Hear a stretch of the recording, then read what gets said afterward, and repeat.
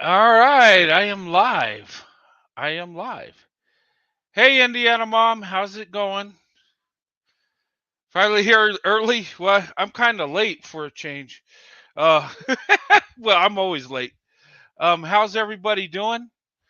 Uh, just give me a minute, real quick, guys. I had to leave my seat real quick. Um, just wait for a few people to come on, and then we'll go ahead and get started with tonight's topic. Uh, all right. All right. How's everybody doing? Indiana Mom again. NW, good to see you.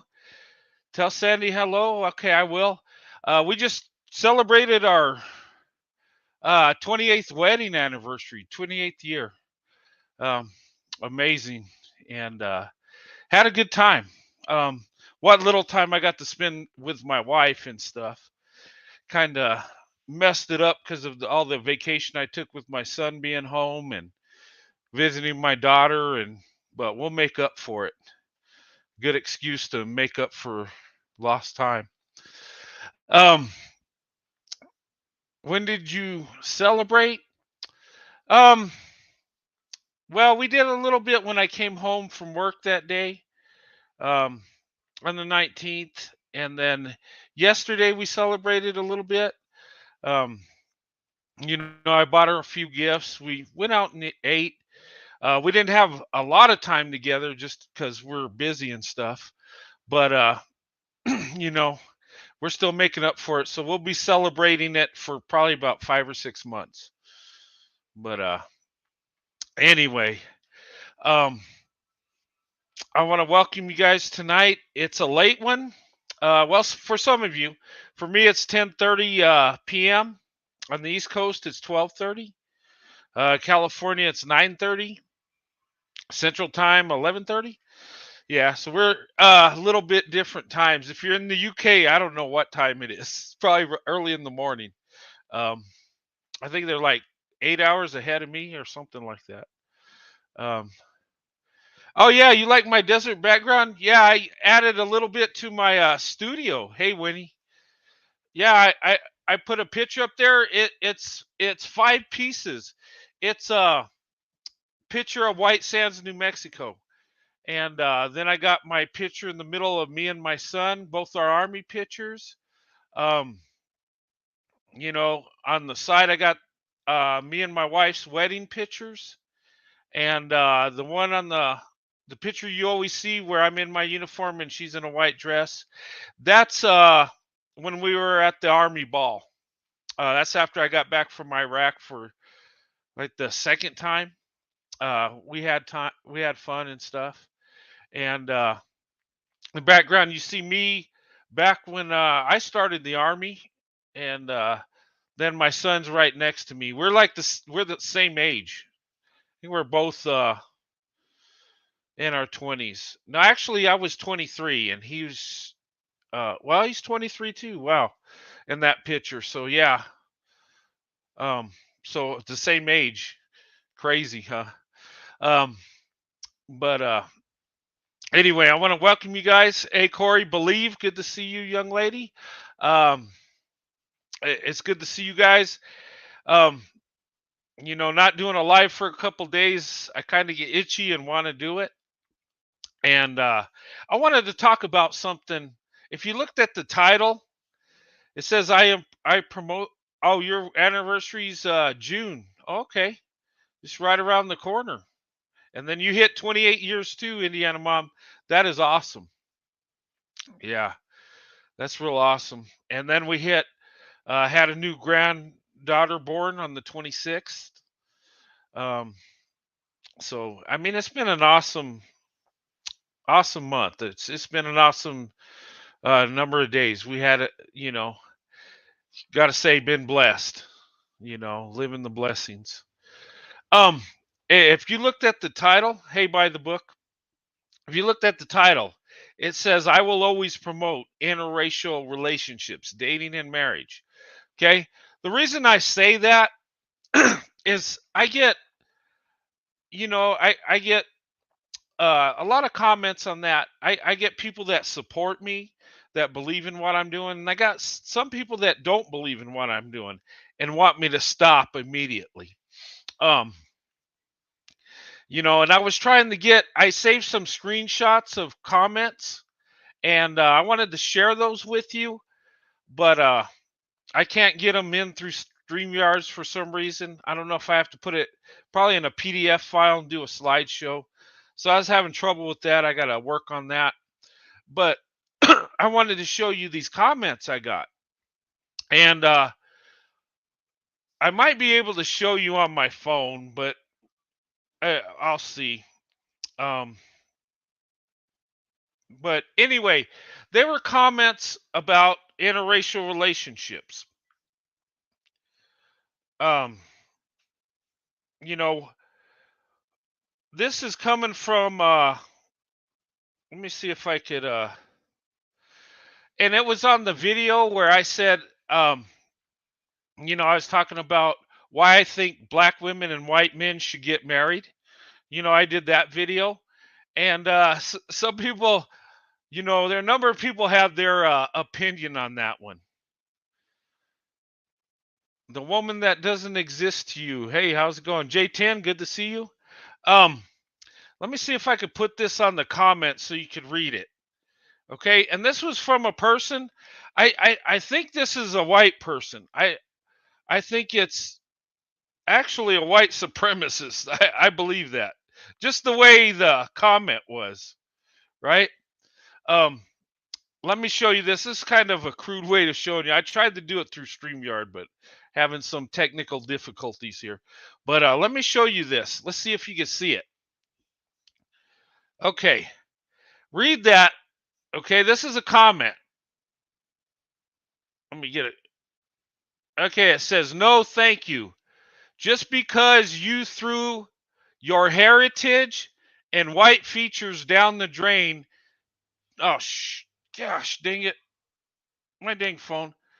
All right, let me see if I keep it on. No, thank you. Just because you threw away your heritage and white features down the drain doesn't mean everyone else wants to nor should want to. Okay, so this person's saying that I threw my heritage away, and did everybody see it? They said this person said I threw my heritage away and my white features down the drain, and I'm like, who says that? I know this ain't a black person because black people really don't care about my white features. They don't. Okay, that they might say rude comments like Becky don't want you and you're a loser or whatever, but nothing like this. This guy's our girl. It could be a woman. Um, was talking about my my heritage, saying I threw it down the drain. Talking about my white features I threw down the drain. How do you do that? I mean, I know it's a white supremacist. It is, and I do get white supremacists. They come in every now and then. They do watch me. They do. Um, Black people that ain't into interracial dating. I think to them I'm kind of just a nuisance. They disagree with me, but this guy, he plugs into my heritage. Okay, what's this got to do with my heritage, who I'm married to? I know who I am and where I came from. Um, okay, whatever. That don't change who I am just because my wife's black. I mean, that's just who I fell in love with, and that's my wife. Um, but my white features, how did I throw that down the drain? I haven't tried to alter how I look or anything like that. I was born with my features and will die with my features. Um, but I think what he's talking about is procreating with a black woman, a white man. Oh, I think that's what they mean where I'm throwing my white features down the drain. I mean, it's pure ignorance. Listen, I'm in love with who I'm in love with, and I don't care how much of my features my kids have. They do look like me and they look like my wife. Okay. Um, I got married for love. I got married because I love my wife. And yes, I do have a attraction, always have, to black women. That's always been my preference. And you know what? It is what it is. I chose my own path. I don't think I'm throwing anything down the drain. In fact, I'm enhancing my life. I'm making my life better marrying a black woman. I'm going first class. I'm living the good life, you know. And some people don't get that. Some people don't understand, what that really means. Some people don't know what love is, period, you know. So I think throwing my white features down the drain is having biracial kids. This person don't like that. And when it comes to white supremacy, I can pick them out because I know what they think and I know where they go with this stuff because white supremacists have extreme hate for a guy like me. Number one, because I uplift black women, I say they're the best choice, right? They don't like that at all. And oh, thanks for the super sticker, love. I appreciate that. Thank you so much. Um, they don't like me uplifting black women saying they're the best choice when it comes to marriage. And they are, and going by my life, you can't tell me I didn't make the best choice. Yeah, love is blind and beautiful. Yes. Um, but white supremacy, they think, and this is why there's so much hate. They believe like a guy like me are saying a white woman that is married interracially that they think that we're actually killing white people. Or I shouldn't say that, sending other white people to meet their maker because we procreate with someone of a different race. We're not harming nobody. Um, but they look at it that way because they believe if you're not purely white, you ain't white. That's why in society, through the years, we had we in our history we would take our biracial kids and push them to the side. We would like kind of disown them, leave them to the side because they were half and half, which is ridiculous. But we did that as a nation. We did. I'm not When I say we, not us living today, but our founding fathers did that. They did it. And a lot of white blood is flowing through the black community. It really is because we discarded our biracial children because we wanted to be pure. Okay. Telling you, there ain't no pure person. I mean, we all came from the same place. We all came from Adam and Eve. We're all sons of Noah. If you believe the Bible, we're connected. So, and truth, me and my wife aren't in an interracial relationship. We come from different nations, yes. And yes, we have different features. That's about it. But thanks, love, for the $10. I appreciate you. Thank you so much. But the thing of it is we're all people. Bottom line is we want to be loved. Okay? So I do get that type of stuff. And I know it's white supremacy when they talk about my DNA, when they talk about my white features. Okay? A lot of times they get specific. I've had a comment, somebody says that it was a disgrace that I sling my DNA around. Okay, first of all, I'm not slinging my DNA around. I have children with my wife, one woman. I have 3 children by the same woman. So I'm not slinging it around. I'm procreating with one woman, my wife. Okay. But when they go into that, I already know I can pick them out. You know, I really can. And it's crazy. And I tried to go in, but there's no video playlist on this clown's thing. No pictures or nothing. But yeah, that's what they do. They're out there. they have extreme hate with for people like me. They do. They hate me more than minorities because they feel, I'm outbreeding my racial group. They believe that, and they think I'm doing away with my group of people, so to say. And that's how they look at it. And slinging DNA, yeah. I got a comment like that. What am I doing? I mean, that didn't even make sense. I guess if I had multiple kids from different women, yeah, that would be kind of sling my DNA around. But I only procreated with one woman, my wife. So uh I didn't get J10, I didn't get a lot of hate email. This was a comment. Um every once in a blue moon I'll get a hate email, but usually the hate I get is from in the comment section. This was from the comment section. I screenshot it and then I deleted it. And I'm going to start saving the hate comments, and I'm going to put them on a show. Once I figure it out, then I'm going to display it so you guys can read them, see what these people are actually saying. But I got that comment. I got another comment. Um, and it was from a black lady, and she said, "Please, okay, like she's pleading with me.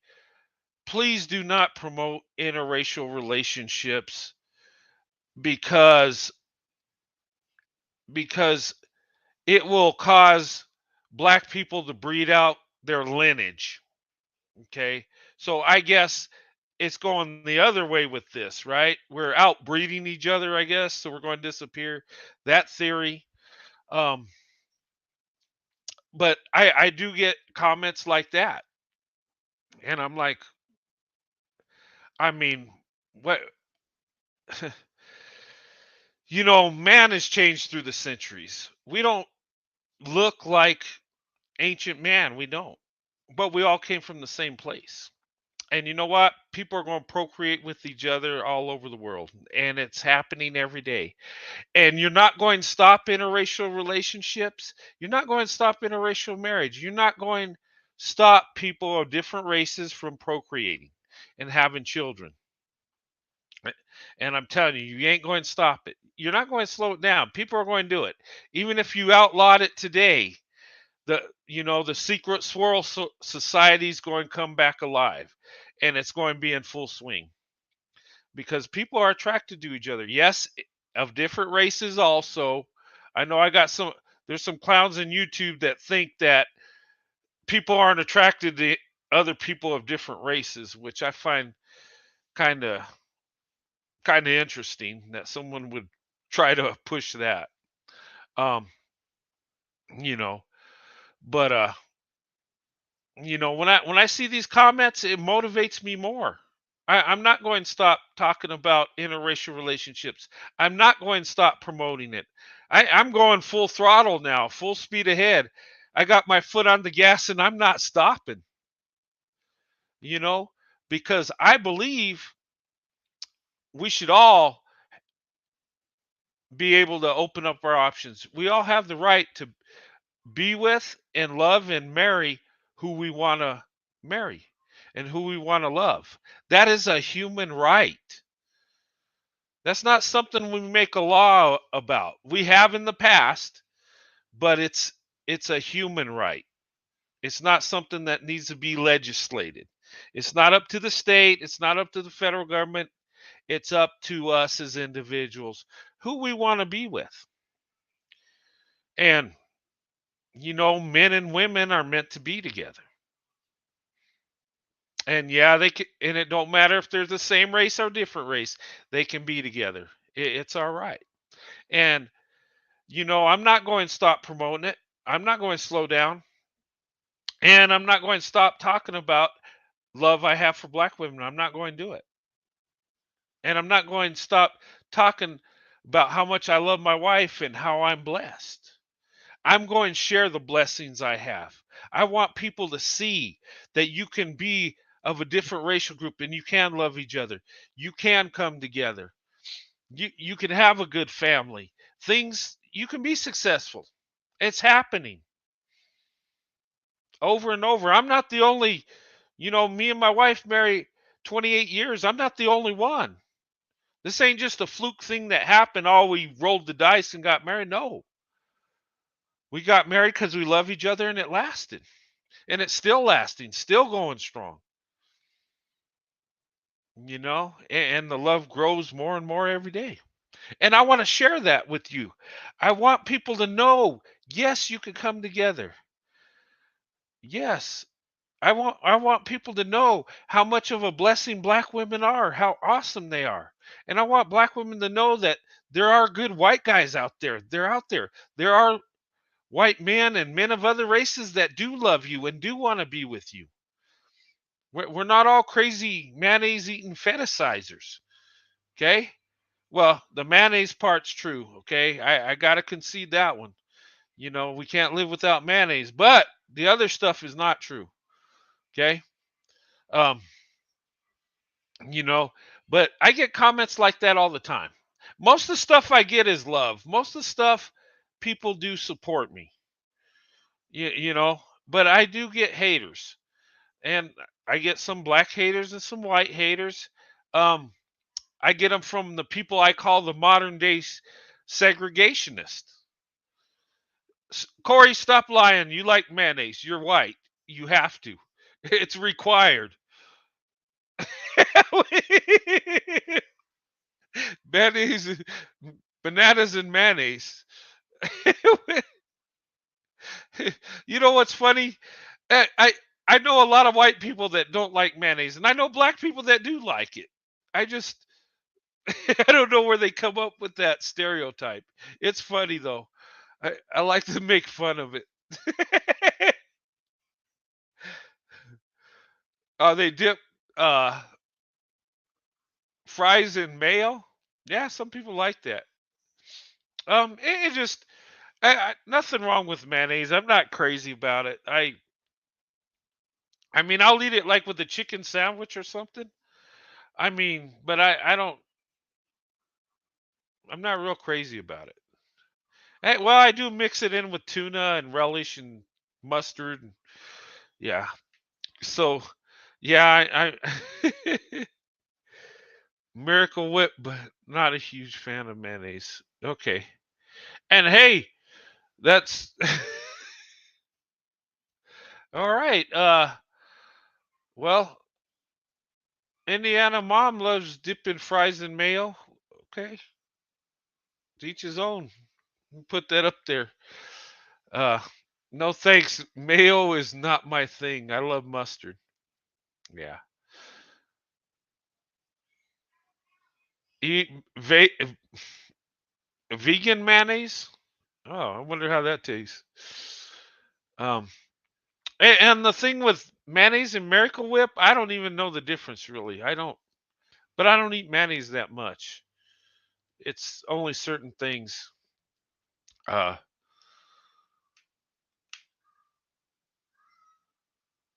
did your husband put you on that? Yeah, sometimes we learn things. Um, but honestly, guys, I think people are worried. The people that believe in staying within your own race. And here's the thing: I'm not going to change the world by promoting interracial relationships. I might convince a few people, hey, look at other groups of people. Take that chance, open up your options. You know what? I opened up my options, and I was very blessed. You know, and people that saying I'm throwing my heritage and white features away, well, I would cash that in. Um, my heritage and my white features, I'll cash that in to be with a black woman.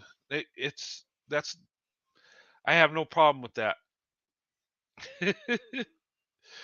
I'm just saying. Um, well, my heritage, I know where I came from, but here's the thing: I don't claim, and here's the thing: I don't really.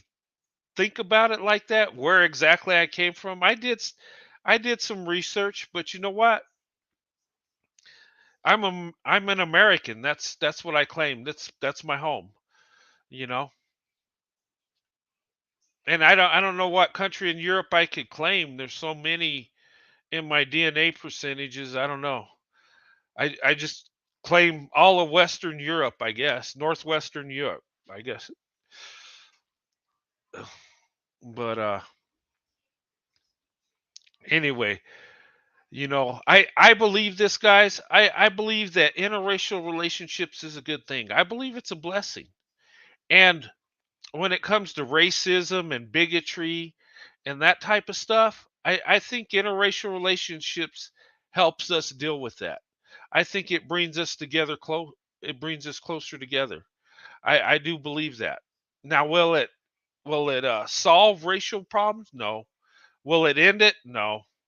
But I do think it helps. I do think it helps us to get to know each other, and I do think it helps us overcome those stereotypes and generalizations that we have for each other. I think it helps with that. And it does help race relations, you know?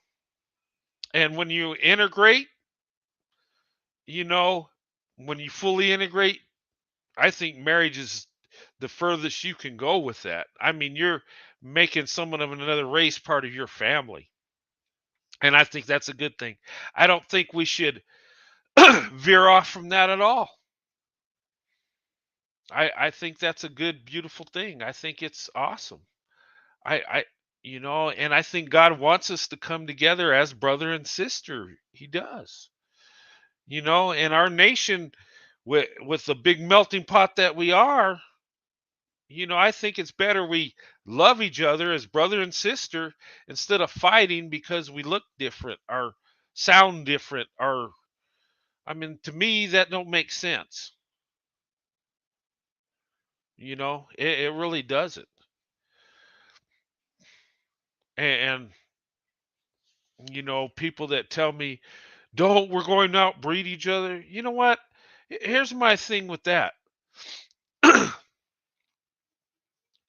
We're all mixed. Yeah, we're all a mixture of something. We are.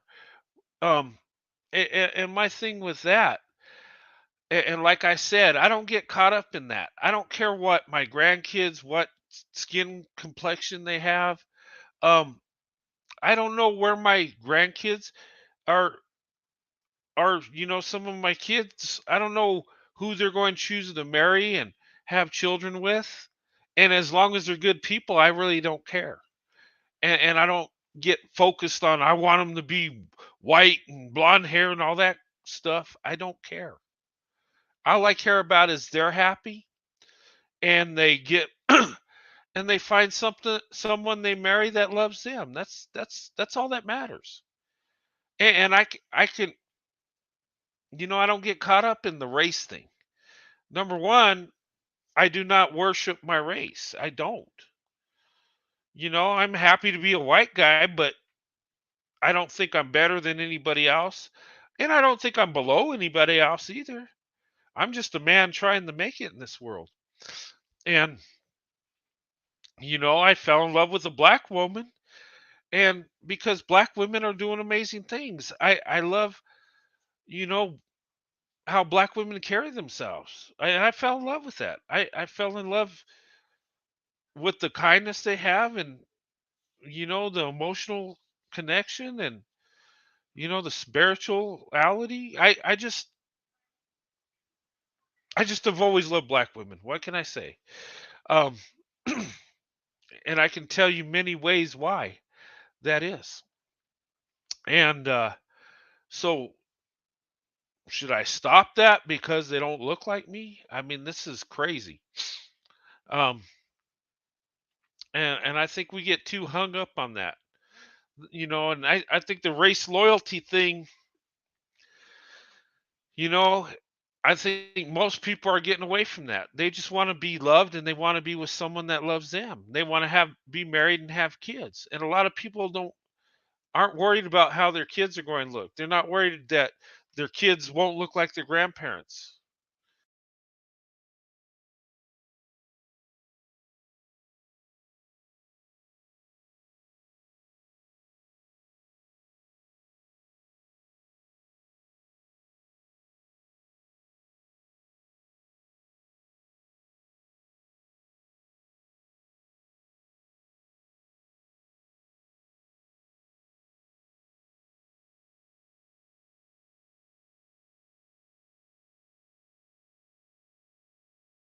Okay, can you hear me now? Oh, where's the? Oh, okay. Sorry, guys. I had to take out my headset. Died out, so that's why I lost audio for a minute. Um, yeah, the audio's good now. Good. Okay. Sorry about that. My headphones just died. I thought I'd have enough charge, but I didn't. Yes, we can hear you. Thank you. Sorry, it just went out for a minute. I just had this, redo my settings. So you guys can hear me again. But honestly, we should be able to love who we want to and be with who we want to. And I'm going to encourage interracial relationships. I'm going to encourage people to open up their options if that's what you want to do. Okay? Let me make it clear. If that's what you want to do or you feel that's the best option. I'm not going to tell you to do it just to do it. Okay, make sure that's the best decision. Me and my wife was the best decision. And we're blessed for it. We love each other. And yes, we do look different. I mean, um, someone told me today, and they're right. They says, and they weren't being mean. They're just saying, you and your wife are the extreme of the extreme. They said she's the darkest when it comes to black, and you're the lightest when it comes to white. I mean, that's not a bad thing. Um, I think dark skin's beautiful. And this person said it in that way. He wasn't saying it to be mean. But and I never thought of it that way. When I dated interracially, I never thought about how dark or any of that till somebody brought it to my attention. And she's not the darkest. Well, she's probably not. But she's dark complected. Um, I'm sure there's one woman I seen on YouTube's very dark, very, very, and she's beautiful. I mean, um, nothing bad about it. Um, you know, someone came to listen to this. Hey, someone came to listen to this. Sandy is beautiful. Yes, she is. Thank you so much. She is. You know, and I'm sure there's a guy lighter than me. Not many though, because if you see a white guy in the dictionary, it's got my picture. uh, and you are not the whitest. People just talk. Yeah, I'm not. I mean, and that's irrelevant. It really is. It just we found love, and we can embrace each other. What I mean is, two people come together that don't look alike and can find love and can find happiness. You know, and I think that person was just saying that, like you guys, and they said the extreme, but it's a beautiful extreme. Um, all shades of black women are beautiful. Yes, yes, yes. Yep. Let me put that up there. You know, and here's the thing. When I talk about white men attracted to black women, most of us don't even think about the skin tone or the shade, or we really don't. We think of her as a black woman. You know, um, but there are a lot of white guys with dark skinned black women, and I don't I don't think it's a thing that they say, "Hey, I want the darkest one." No, I think it's just maybe opposites attract in some way. Um, I never thought about it, but then I looked at black women I dated in the past, and they were dark complected, but I didn't choose that way. Um, I don't know. Maybe subconsciously you're attracted to someone that's opposite of you. They say opposites attract, right? But what's funny is me and my wife, how we look is opposite, but actually, how we think and the stuff we enjoy to do and how we are, we're a lot alike. We are. And I found that black women and white men a lot of times have a lot in common. A lot of times we have the same goals. A lot of times, and we come together and beautiful things happen. Tree is so pale, he almost see through him, but I love him. Yeah, I mean, you love who you're with, regardless of the skin tone or light or dark. What's that? Scottish, Irish, Welsh, Norwegian, Little English. Oh, okay.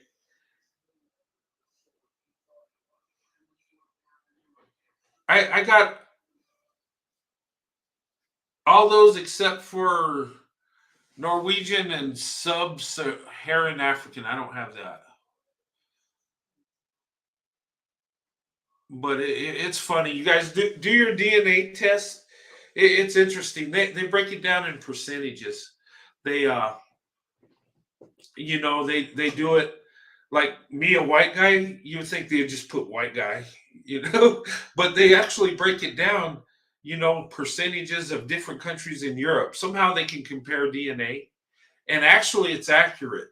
I've done a trace from my family tree to the 1600s in Europe, in the Scotland, Ireland, and um, England, and France, and Germany, and I've connected that. Um, so it is accurate. It really is. I mean, I don't think it's a complete science to it, but it's pretty close. I think. Uh, oh, my fetish is going up and talking about white men. Awesome. Yeah, but yeah, check it out. It's fun to do, and I think they've lowered their prices. It was kind of expensive, and then they lowered the prices and stuff. And it don't take long, and they'll even do traits like they'll like your eye color, how thick your hair is, and you know, um, I think my DNA said that my eyes were brown, but they're actually hazel. Um, it said I had thick hair, which is that's right. Uh, you know, um, yeah, I don't know how they figure that stuff out, but they could take your DNA and actually go off that and see kind of traits you have. Whether whether you're bald, whether you got a full head of hair, whether your eyes are brown or blue or green. Um, you know, um, yeah, it's pretty amazing.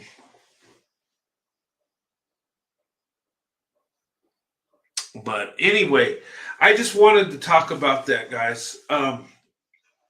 You know, I think interracial relationships are a beautiful thing. I think, and I think, coming together and marrying interracially, I think it's a blessing. I think God is actually behind it. And when we look at stats and marriages and what the marriage percentages are, you know, especially when it comes to black women being more black women than black men, and the marriage statistics, um, I think if we all want to get married and have a family, there's going to have to be people open up their options. I mean, logically, it makes sense, right? I mean, just looking at the numbers, I'm not, and that's not looking at the racial groups and how we mesh together. I'm just looking at people that want to be married and people, that don't. I mean, and I think what's happening is there's a shift because people are coming together that want to be married and have a family, and the ones that don't are where they're at. I think God moves in that way. I think God sees that there's women out there that want to have a husband, that want to be married, that want to have kids. And you know what? I believe God will send these ladies a husband.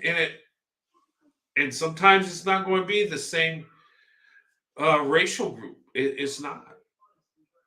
You know, God might send a black woman, a white guy, or a Hispanic guy, or Asian guy. Um, and really, you can find love in all them people. You know, there's good and bad in every group. So I think the good are going to just cling together, and then the bad's going to do their thing. I believe God moves like that. I don't think God made us different so we stay just to our own complexion. I don't think God intended that at all. I think God loves us and He makes us, look different. I believe that's a test how we're going to treat each other. And in many ways, we failed that miserably through history. But living in the here and now, we can get it. We can make it right.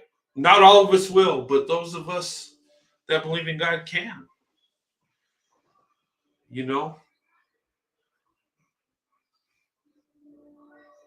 but I'm not going to stop promoting interracial relationships. I'm going to promote it because I see people in interracial relationships and marriages coming together and having good marriages. Me and my wife have a good marriage. And we know other people that have, you know, and there's nothing wrong with that. And let me tell you, men are going to change. We're not going to be the same exact racial group we were centuries ago or in the future. People are going to find love outside of their ethnicity, outside of their group. And that's okay. It's okay to be in love with someone that don't look like you. As long as you love each other, as long as you do what you're supposed to as a man and woman, you do it God's way, it's going to work, regardless of the colors. And we know God likes different colors. We know God likes different people to look different. That's why He created us all different. So why not embrace that? You know, and I don't sit around worried about how my kids are going to look, our grandkids are going to look, or have no control over that. And these modern day segregationists that I call, that are pro white, pro black, whatever, you might stay within that group, but will your kids, will your grandkids, generations? So instead of worrying about that, why don't we just embrace each other, love each other, come together, be one nation under God, like we say we are, and quit the hate, quit the stupidity, really. And that comment that guy or girl sent to me, saying that I've thrown away my heritage and white features, we know that's a white supremacist, but that's where the hate begins, right? I heard a preacher say one time, he said, if you're proud of your race, you're a racist. He said this in church. People are looking around like, what the heck's he saying? And he said, let me tell you, if you're proud of your race, you're a racist. I'm like, whoa, how does that make me a racist? And he kept saying it. And to a point, that is true because people get so proud of who they are and they embrace who they are and their features and their heritage. And they're so proud of it that they get to a point where they think they're better than another group, to where they think they're superior. To get to where they can't look at another man or woman and look at them as equals because they look different. And this person that sent me that comment, it's probably not somebody that would, harm anyone or nothing. They probably sit in their basement hating, believing they're superior. That's probably what's really going on.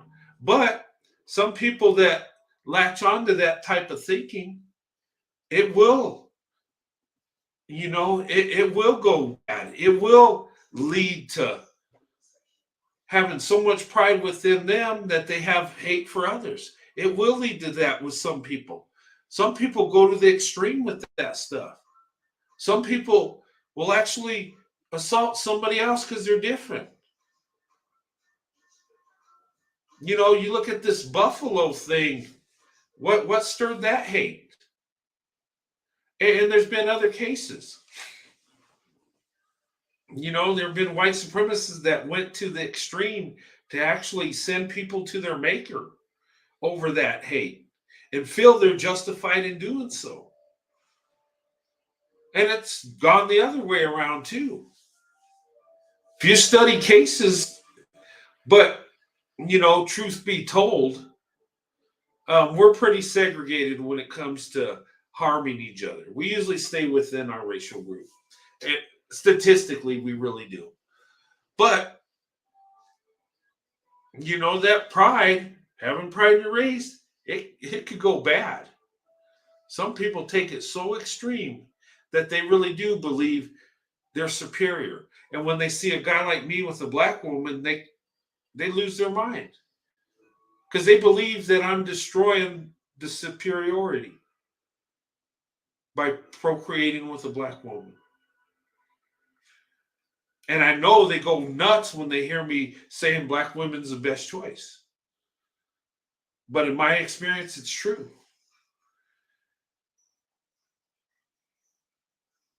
Hey, Revelation Ruth, good to see you. It's been a little while. Good to see you tonight. All right. But seriously, so embrace the love you find. Black, white, Asian, whatever, you find. If you find true love, you found a true blessing. You know. So yeah, I'm going to promote interracial relationships. I'm going to continue to do that. But you got to be in love, true love. Don't just do it because it's trendy, because it's a fad. For me, it's a way of life. 28 years of marriage, that's my life. My wife is my better half, you know, and why would I not promote that? How can I not say black women isn't the best choice when my wife's black, when we've lasted so many years? I mean, seriously, people get upset with me saying that, but look, who's my wife? Who am I married to? Of course, someone thinks that's the best. Serious? People are, how come you got to say that? Somebody said, how come you always say black woman's the best choice? Well, I said to that person because they are the best choice. Well, where's the proof? My wife, 28 years of marriage. Any questions? I mean,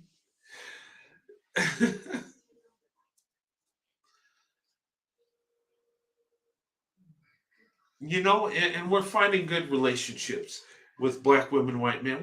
We're seeing good things happen. And other racial groups, I've seen success in other groups too. But for some reason, black women, white men, when we come together, we fall in love, we make it happen. We hit the ground running and we're strategic. And I will always promote that. I'm never going to stop. And those people that ask me, please, please quit. And it's funny because these are the comments I get. They tell me, please stop talking about interracial relationships because we're going to breed out our own. Like, really? So I should get together in marriage because of skin tone and because they look like me. I mean, to me, that seems silly. I don't know. How about I find someone that is the best choice, someone that loves me, somebody that's loyal? How about I do that? And that's what I did.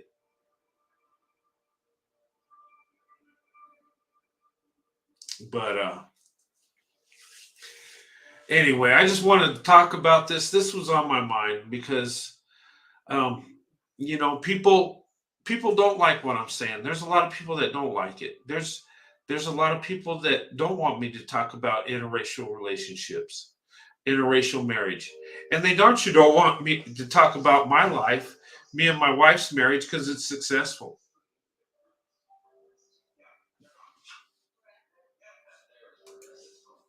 I love, yeah. You know what? 2 months after I knew my wife, I asked her to marry me. 2 months, and people say, "Man, that's fast." Is it though? I dated my wife those 2 months. We got to know each other. We both wanted to be married. We both wanted to have a family. That the attraction was there, the chemistry was there. How long does it is the right time? Should we have waited 2, 3 years? I mean, I don't know. I think sometimes when you know, you just know. And some people say, "Wow, they jumped into it too fast. That ain't going to work." Oh, they're an interracial couple. Those things don't work. Really? I love showing up to high school reunions. I love seeing friends that knew my wife back in the day, me and my wife, and didn't think it would work. I like seeing the look on their face, like, "Wow, you're still married?" Yeah,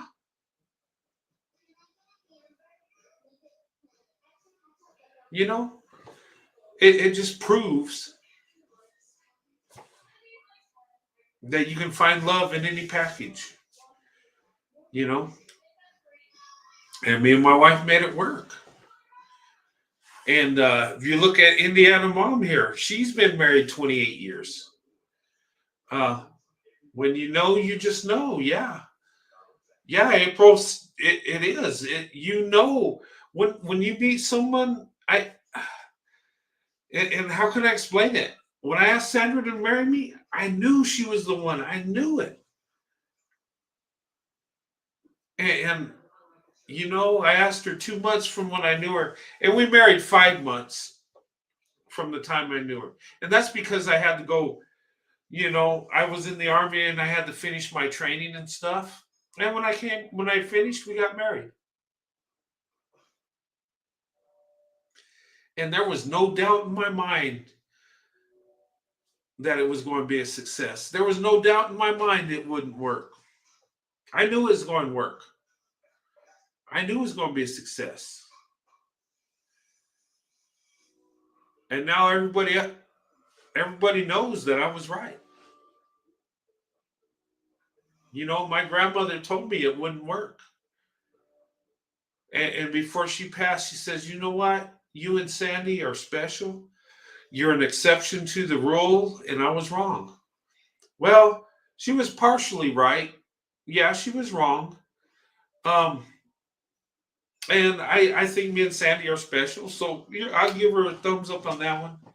But we're not an exception to the rule. We are the rule. In fact, we're seeing black women and white men marriages lasting longer than two black people, lasting longer than two white people.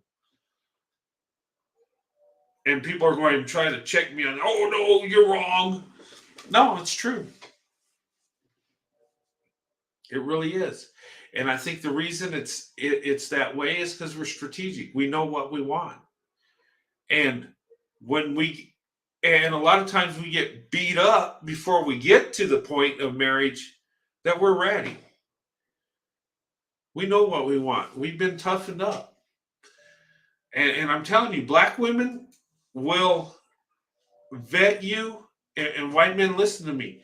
Black women will vet you much harder than they do a black man in general. They will. And it makes sense because they're unsure about your intentions. They're unsure about what you're about.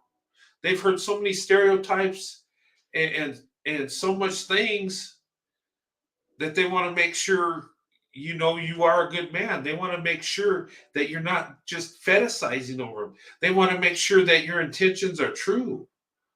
They want to make sure that you really love them and you're not just there for an experience. So when you date black women, white men, or men of other race, you got to be patient. You got to understand where they're coming from because it is getting out of the comfort zone. It is, you know, and I'm telling you, a lot of times, and this is what I hear. And ladies, you can tell me if I'm wrong or not, but this is what I believe. I think black women are unsure of us white guys. They are. They're confused sometimes whether we like them or we're just friendly with them. I believe a lot of them think they're unsure, and a lot of black women tell me that white guys that they're attracted to that they wish they would be more forward, that they would make the move. And I will tell you, if you're going to date interracially, especially with black women, guys, you gotta step up and let her know your intentions. That takes a lot of the weirdness out of it. When you're sitting back staring at her and you walk up to her and you shoot your shot, you tell her, let her know you're interested. Let her know she's beautiful. That takes out the weirdness. She knows you're not just sitting back there looking at her thinking and wondering what's going on in your head like you're some weirdo. And I'm telling you, black women will appreciate you taking the time to let them know you're interested. Most black women I know appreciate that. Even if they're not interested in you, they appreciate that you find interest in them, that you find them beautiful. So I mean it's actually a win-win. But do not interracially date unless you're doing it for the right reason. If you're doing it for a relationship, for marriage, go for it. If you're doing it for the experience, stay away. That's my opinion on that. But black women are amazing. I found a treasure in black women. I have, and I tell it all the time. And and it's not just to uplift black women and make them feel good. I mean, I like doing that too, but this is a message to white men out there. Black women are amazing. Get to know them. See the true treasure. Get to know them as a person. Because if you find,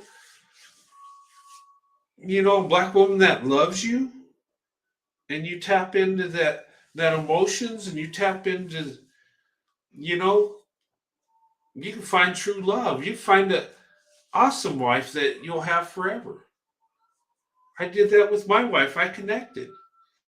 My wife will do anything for me because she loves me. And I've been through our marriage, I've been high up on the mountain, down in the ditch, you know, and my wife was always there for me every time. And we always got out of it. With our love for each other and trusting God, there's nothing you can't do. But I'm telling you, there's going to be ups and downs, but you know, and I've had such a blessed marriage and a blessed family. Why would I not share that? You know, there's been some people that say, well, if your life's so good with your black wife and your family, Why do you got to talk about it all the time? Why do you got to talk about it? Why do you got to keep? Number one, because I want to. Number two, it's true. Number three, I love sharing a blessing because this is a blessing I don't deserve. This is a blessing from God. What me and my wife have, that's a blessing from God. You know?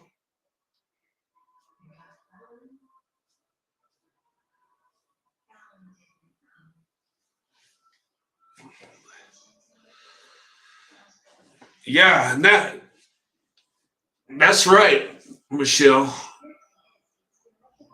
Men shouldn't go straight for sex. They shouldn't. They should go for love. That stuff comes in marriage. You know, most guys will wait. You know, and if the man really loves you, he'll wait. I hate when women get caught up thinking that they have to have sexual relationships with a man or he's going to run off. Well, if he's going to run off because of that, you're best off without him. Seriously. You know, if he ain't willing to wait for you till you get married, then he don't deserve you, and you need to kick him to the curb immediately.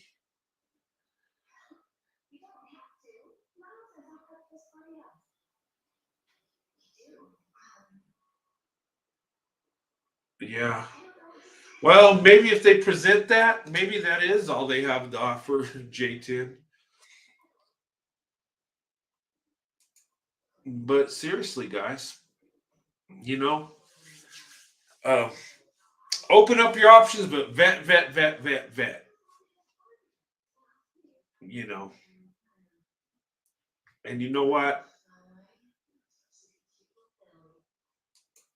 Anybody that wants to get married should be able to, man and woman. And you know what? And I'm talking to the guys. Open up your options. See black women and what they have to offer. You know they're beautiful. No one can dispute that. But you get to know them, you get to know their personality, you'll find a big treasure. And I'm telling you, is there bad ones out there? Yeah.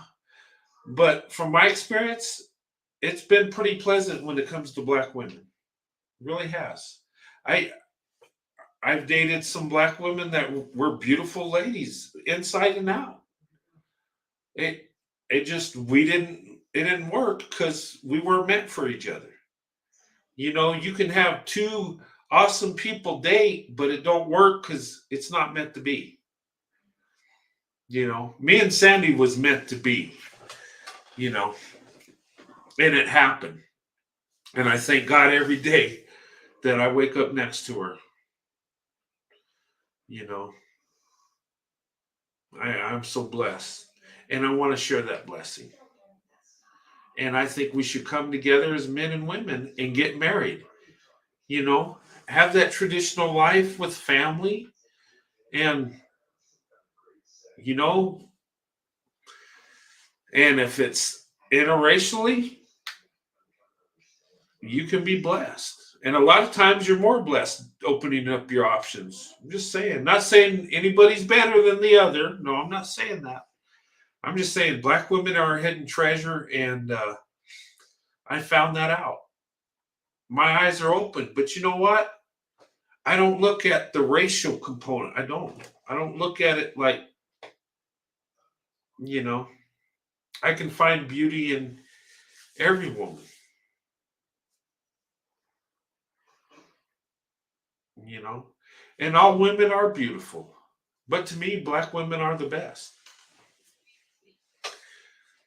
you know, and it makes sense because that's who I married. Um,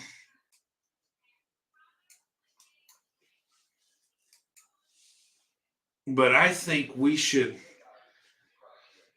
you know, go where you're loved and celebrated. And ladies, you know, Find out about the men.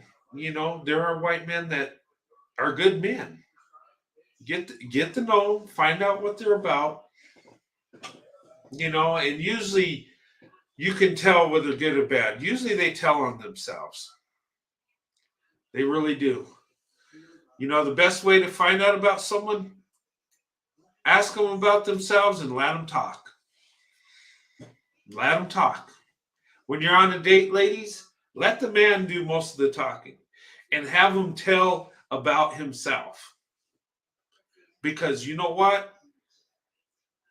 If you're going to have a relationship, you need to know as much information about that man you're with as possible.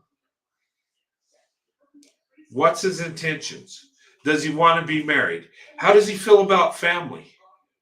What's he do for a living? And go on a date, have him take you to meet his family. You can find out a lot about a man just by his family, his mother, his father, brothers, sisters. Get to know. And same thing, guys. When you're with that special lady, have her take you home to meet her family. You know what?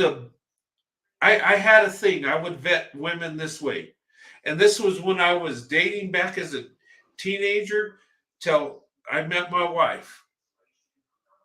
And I would date black women exclusively, and I would tell them, "I want to meet your family." And if she was too afraid to bring me home to meet her family, I cut it off. I broke it off right then and there. And it didn't matter how much I felt for her, how much I liked her, how much I was into her. If she couldn't do that, I felt that I wasn't worth it.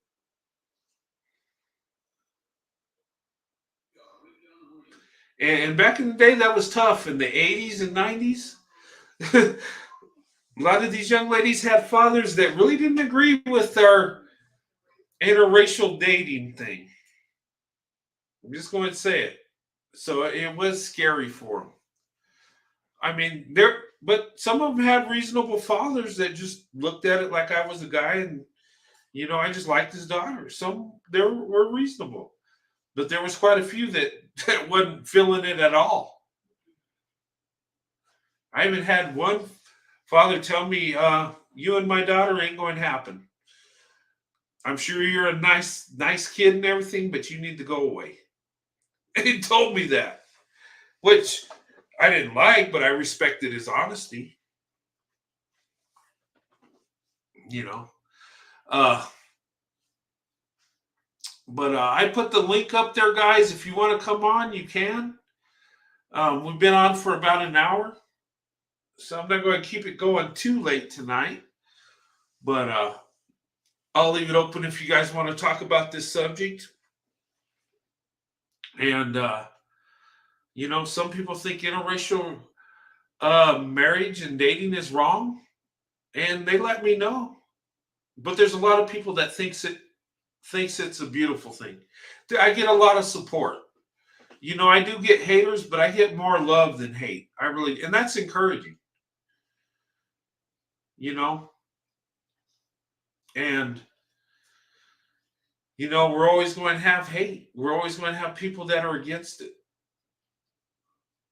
and we're always going to have people that are so race conscious and that they're going to go out of their ways to try to stop any interracial relationship. You know, and I've dealt with people like that.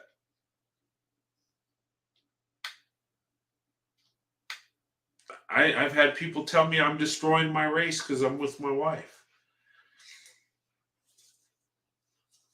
And like this joker that sent me that comment saying I'm throwing my heritage and white features down the drain.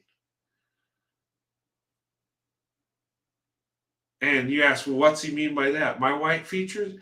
Meaning I'm procreating with someone that's not white. So I'm throwing that down the drain is what they meant. Uh, yeah, love does outweigh hate. It really does. And, you know, Most people are okay with me being with my black wife. Really, they really are. Most people I'm around have no problem with it. But there are some that do hate it. There are some that don't want no part of it. Don't want me to do it. They want me to shut up and quit talking about it. They don't want me influencing a man or woman to open up their options. Hey, Mark, how's it going? Okay. Just want to thank you for helping me find my fiance, pretty poodle. All right. Well, congratulations, Mark. And I pray everything goes well and you guys are blessed. I pray you have a long life together and an awesome marriage. I do. Um, thank you for that. That's awesome.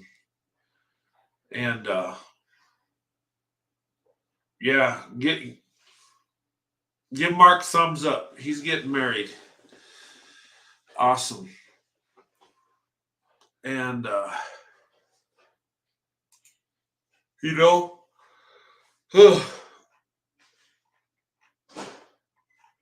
but kind of getting tired. Let me put the link up again. I'll give you guys a few minutes if you want to come on. Uh, yeah. But ladies and gentlemen, oh, hello,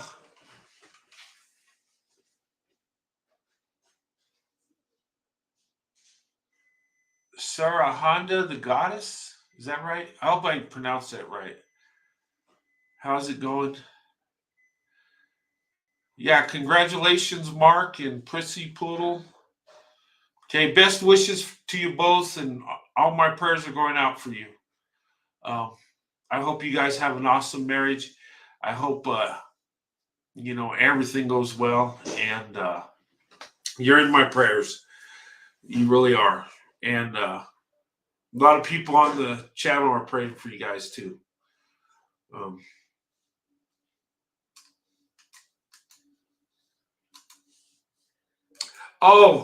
tomorrow. Let me put this out here.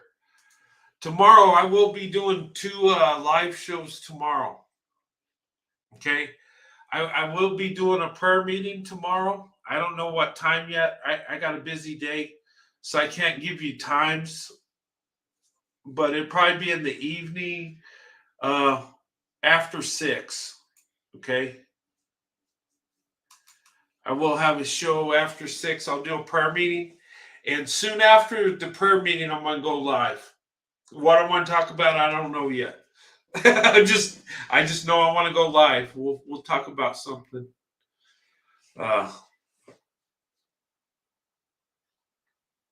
But probably around 6:30. That's Mountain Time. That would be 8:30 Eastern Time tomorrow. I will be doing a prayer meeting. Okay, around 8:30 Eastern Time. And then as soon as we're done with that, I will be going live. I'll be doing another show too. Um, we'll be talking about interracial relationships. Hopefully I can get those screenshots. I'd like to show them to you. I showed you with my phone. I don't know if you got to see it. Um, but and I'm going to keep all the negative comments and I'm going to show them to you guys. Since people, the trolls want to put their 2 cents in, I'll make it a show about that. Call it the hater show or something. And I'll show you, once I figure it out, I'll show you all the screenshots I saved and stuff. So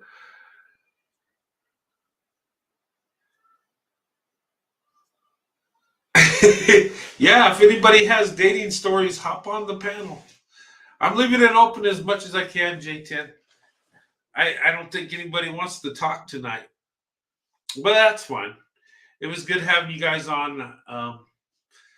You know, but keep this in mind. This is your life, and you should be happy. Okay. If you find, you find true love, you know, you come together as man and woman, and you do the right things, your marriage is going to turn out good. And you know what? And your kids are going to turn out to be good. You know, I mean, we all have a mind of our own. Not saying all your kids are going to be perfect, but usually it turns out good when you got a sturdy marriage, built on a good foundation, two people that love each other, and that feeds down to the children. Really does. I should become an interracial love guru. Uh, well, I don't know about that. I'm not a guru. I'm not an expert. All I can do is share my story and tell you guys what worked for me. I don't have the answers for people. Um, I can just tell you what works for me and Sandra, and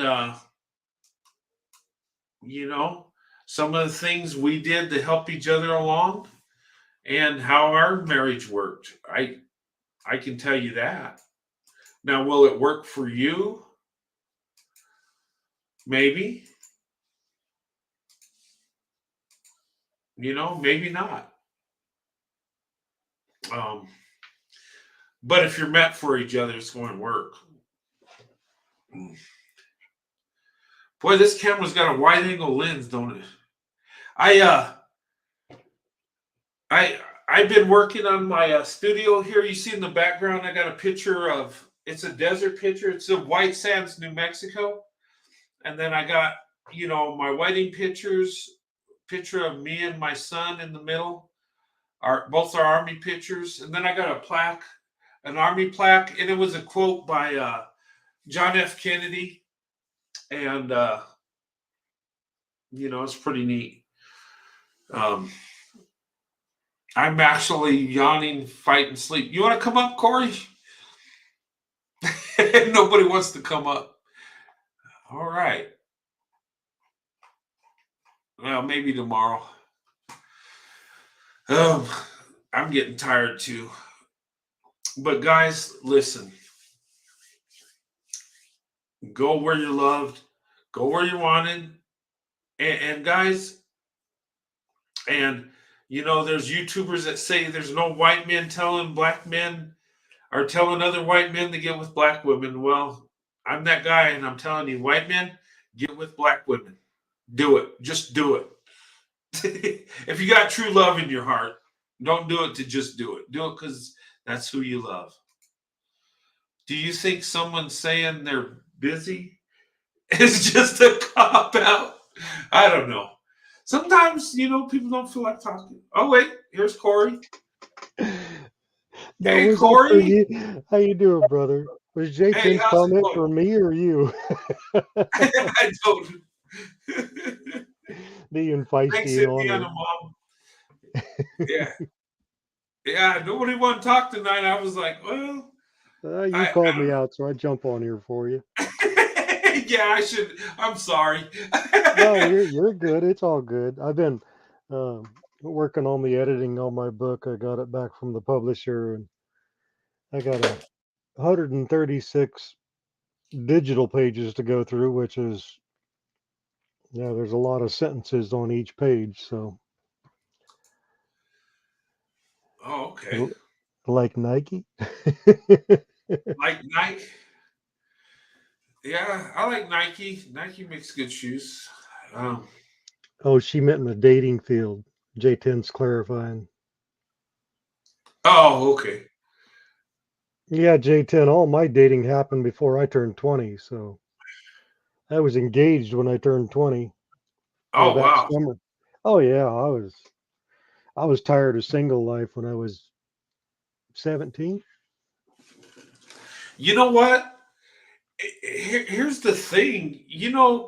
Um, and I've said this. And you know what? I've talked to black men about this, and they agree with me. I say, in our culture, we're trained and groomed to be a husband, to get married, and you know, in our culture, when you're traditional, that's what we do. That's what we know we're going to get married. We know we're going to have kids. We know it's like a thing you're going to do, and Yeah. it- you know, and it was one guy that came on the show, and I told him, I said, "Yeah, I proposed to my wife 2 months after," and he looked at me and he says, "Yeah, you white guys do that," and we do, and it's not Hmm. a bad thing, um, And I don't think anything's too fast if you know what you want and you vet properly, you know. And people said that me and my wife moved fast, but it worked. And I know people that have dated for years and finally get married and their marriage is destroyed. Yeah, I think a lot of what happened to me was I just ignored the red flags when I got married, Uh-huh. and it was, yeah. But got 3 kids out of it. Yeah. So, But yeah, there was a lot of red flags. oh, was Yeah, they were big enough to run on the aircraft carrier or something. They were it? big ones. What? Well, a lot of times when we feel something for that special lady, and women do this too. They'll ignore the red flags. They'll say, "Oh, this don't sound right." No, but I can work with him, or I can work with her. I can make Yeah. it right. And Yeah, I thought it would change when I got married to her, but it didn't change at all. yeah, you know what? I had that kind of thinking before I married my wife. I dated this woman, and I actually lived with her. And my dad said, "Don't do it, son. Don't do it. And it ain't right." Mm. And I was heavy in church, and I'm like, ugh. But I wanted to, and I knew it was wrong. But I thought in my mind, okay, it's going to be wrong in the beginning, but I'll fix it. We'll get it together, we'll get married, and then it'll go away. Maybe we started wrong, but we're going to finish right, right? That was Mhm. my thought process. Was I wrong? And I paid the price. And and it it was a learning experience, and I learned my lesson. And the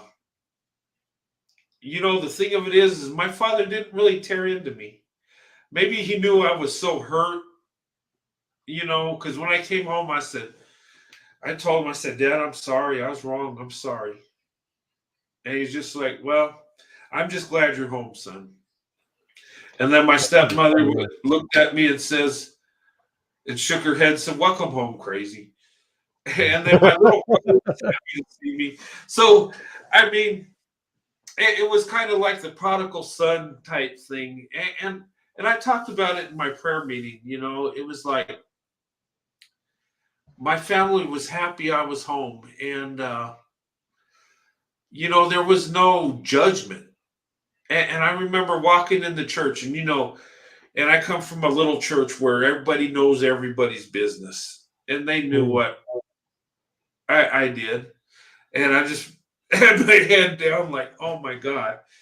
And the preacher preached on the prodigal son, so that broke me down. The guy was emotional. And then somebody came in and preached about you know the harlot when they're about to stone her, and Jesus said, Oh "He yeah. without sin cast the first stone." I'm like, oh my God, is this about me today? I mean, like, He just walked in the door to sit in the fire. yeah, but it was like it was like it wasn't like anybody was pointing the finger. It was weird. It was like I started anew. It was like it was an embarrassing. yeah, but it was like there was forgiveness. And Mm-hmm. I came home and things started working out good. I started saving money. I bought me a Toyota truck, brand new, and everything was looking good. And then I met Sandy, and oh my goodness, that was, and she was awesome. And, and I fell for her, and it was great. And my family loved her. They accepted her with open arms. First time my dad ever, or my stepmom ever accepted a young lady. Usually they Mm. had a problem with my girlfriends. They really did. And you know what? Looking back, I'm like, okay, yeah, I understand now. But when you're young and dumb, you don't know. But that was Yeah, a lot of, that's the young and dumb goes together. yeah. But you know what? That was a lot of growing up during that time. Hmm. And and I think that young lady loved me, but she was just a mess. And I was stupid. And you put mess and dumb together, and you got a You disaster. get a dumb mess. Right? You do. And I went about it the wrong way, but you know what? Yeah. I learned, and I met my wife soon after, and everything worked out. So, um, Well, but it took, it's obvious today. yeah, and sometimes humility is a beautiful thing. It hurts. Oh, it hurts like hell, but it's very necessary. You know. Mm.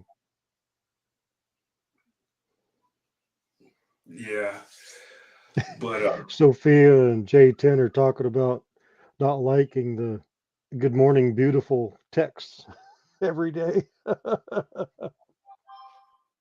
good must morning, be so beautiful. must be so tragic to have a guy pay attention to a girl. Yeah, yeah, especially if he, tells you you're beautiful and then buys you a gift every now and then. And Teddy bear and flowers. yeah, speaking of that, I, I wanted to do a reaction video on this one lady that was talking about flowers. You probably seen it, Corey. And I guess she's talking how this guy bought her flowers and said, "Well, I appreciated it, but he could have got a vase for the flowers." Oh, And then that's she that. said he Mm, could yeah, have got plant food for the flowers. And then I don't know. It just seemed that like one blew me away. that did, right? Um, yeah, I gotta look for that. Maybe I'll talk about that. But I mean, she was very pretty and stuff, but it's just like, Yeah, pretty and what are you, ungrateful. yeah, but it don't matter. It don't matter how beautiful a woman is. If she would have told me, well, I appreciate the flowers, but you could have got a vase. And, did you really think this out? And did you get plant food? Us guys ain't thinking of all that. I mean, Did you and he see probably, J10's comment? huh? She's saying, "Tell me something new, like a joke or even gossip." That's cute. Yeah. Yeah, But Brett, I got a protocol when it comes to flowers. It's just something I stick with. You go on a date, it's a single rose. mhm. If it's just a, special occasion, it's like a dozen roses. If it's a really meaningful occasion, it's 3 dozen. But I always wondered, what woman doesn't own a vase, Yeah. a flower vase? I mean, It, what it, grown woman does not own a flower vase? yeah. And the thing of it is, us guys, we don't think about all that stuff. We're just thinking, man. And he probably, you know, probably spent a good few bucks on the roses and like thinking, oh, she's going to love this. I put my heart into this. And then she like, yeah. And didn't she say that flowers stayed on the floor for a while because she didn't have Three a maid? days. She left them there 3 days. 3 whole days they laid on the floor. Oh wow.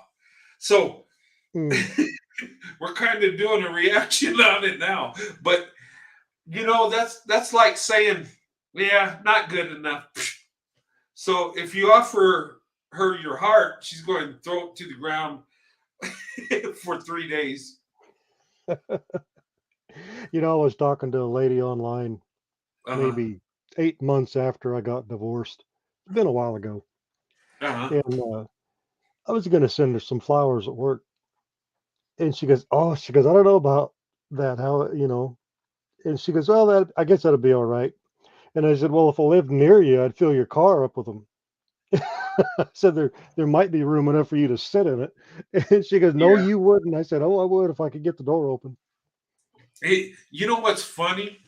I always bought my wife flowers and gifts and stuff on special occasions. I always do that, right? You know what she did to me? And this was funny, but it was like, oh my God. I was, towards the end of my career, I was a trading instructor, right? And Mm, I had I had duty that night, and I had all the soldiers in formation, right? And I was telling them, giving them the briefing because I'd march them to dinner, let them get their chow, and then bring them back to the barracks, have them clean the barracks, and do their nightly duties, right? And I'm sitting in formation. There's probably like 50 or 60 soldiers, right? All mm. information. And I'm putting this out. And this guy comes up with like balloons and flowers and with the telegram. And I'm like, what is this? My wife did it to me. Oh, And she got you. she got me in the middle in front of all the soldiers and stuff. Oh, And man. I was like, this is the wrong time for that. But That's funny, though. It's funny because it happened to you. yeah. And Mm. I'm like, what am I going to do with this stuff? Yeah, in the middle of formation. Yeah.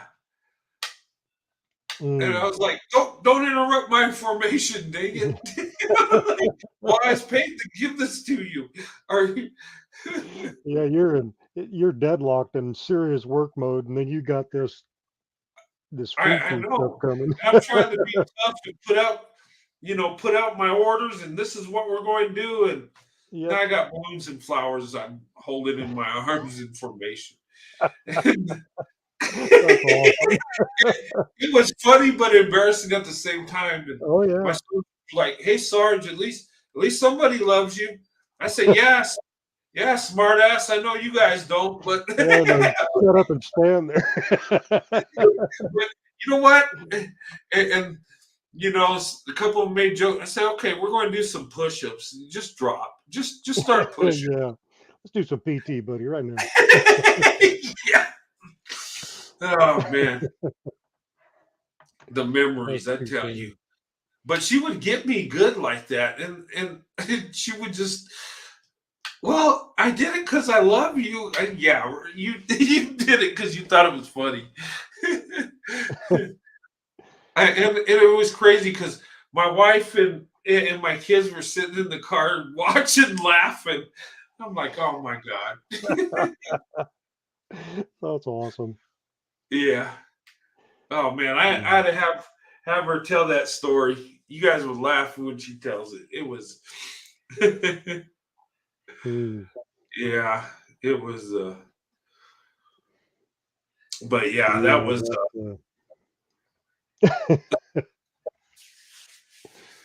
I think there's a little delay going on. Oh, is there? Yeah. Well, there is with streaming. How's my video? Is my video okay? Video's good. I upgraded. I'm at 1080p, and I got a new webcam. So Mm. I'm trying to improve as much as I can. And you see my studio, I put some pictures up. So you guys ain't seeing a blank white wall. You see something in the background now. And I got a wider angle too. Hmm. So I'm Yeah, trying. I could send you a piece of polished stainless steel, but it would be a mirror. We'd see everything on the other side. Oh, I know. You know what? I got these picture frames in the background, right? And I had because I got a 65-inch TV mounted on the wall in front of me. Um, and I had it on with the volume down, but you see the reflection. I'm like, oh my God, I'm going to get copyrighted if they see a video or something. Oh yeah, Did I tell you I got copyrighted twice because there was a video playing in the background? yeah, I remember. Yeah, with no sound. Yeah, just because it's playing. Yeah, That's crazy. yeah, it was one was a video. It was a Whitney Houston video. I was just playing random videos in the background. I just had it on, and They gave me a copyright claim on that, and Hmm. um, which it's no big deal. It's not a strike or nothing. It's just whatever revenue I get from the video, the live, it goes to the one with the copyright. Mm. So I edited. I'm not going to pay them just because it's. I mean, if I'm going to give you and it's not much money, but if I'm going to give it to them, I might as well play the whole video, right, with sound and Yeah, no all, kidding. No get my kidding. money's worth. But you got to be careful with that on YouTube. Stuff you Mm. show, and you know, even movie trailers. I've been copyrighted on that because of Yeah. music, or sometimes people own the copyright to the trailer. And Yeah, because it's an advertisement and then there's a theme song. yeah, The so theme that's why, song is big time. when I do movie reviews, I do a slideshow. And a lot of people are doing that because it's silly. Even though you don't get the whole song, still, it's like, yeah. Hmm. But, I wish I could have shown you guys those comments I got. I know I showed one on my cell phone. Did you guys see it okay? Oh yeah, it was cool. Yeah. Isn't that crazy? I'm Has to throwing be my hair. expected though. Yeah. But I know that's a white supremacist. I don't think that's a black person that says that. They're not worried about my heritage or my white features. That's a Yeah, white supremacist. that's what I call white trash. Yeah, yeah. I don't That's care so about their income or their family or what they own or anything. That mindset's trash. it is. And those people that are like that usually have self-esteem issues, usually ain't doing nothing with their life, and they'll sit around, get drunk, and talk about how they're superior and how everybody else is. And it just. Yeah, no, I've been around people, men mainly, that uh, were very well off financially, and they have such a narcissistic opinion about themselves that mhm. they just think they're better than. And the thing is they don't make just jokes about people of different color. They make jokes about people that have a different financial standing. They Oh they're yeah, just they're just nasty people. It doesn't matter what it is. They'll talk down about anything. yeah, I know yeah. because I. No, you're right. There are people like that that'll. I've had people talk down to me for what I do, and Mm, and I make good money. I do pretty good, but these people are so wealthy. What I do that is like garbage.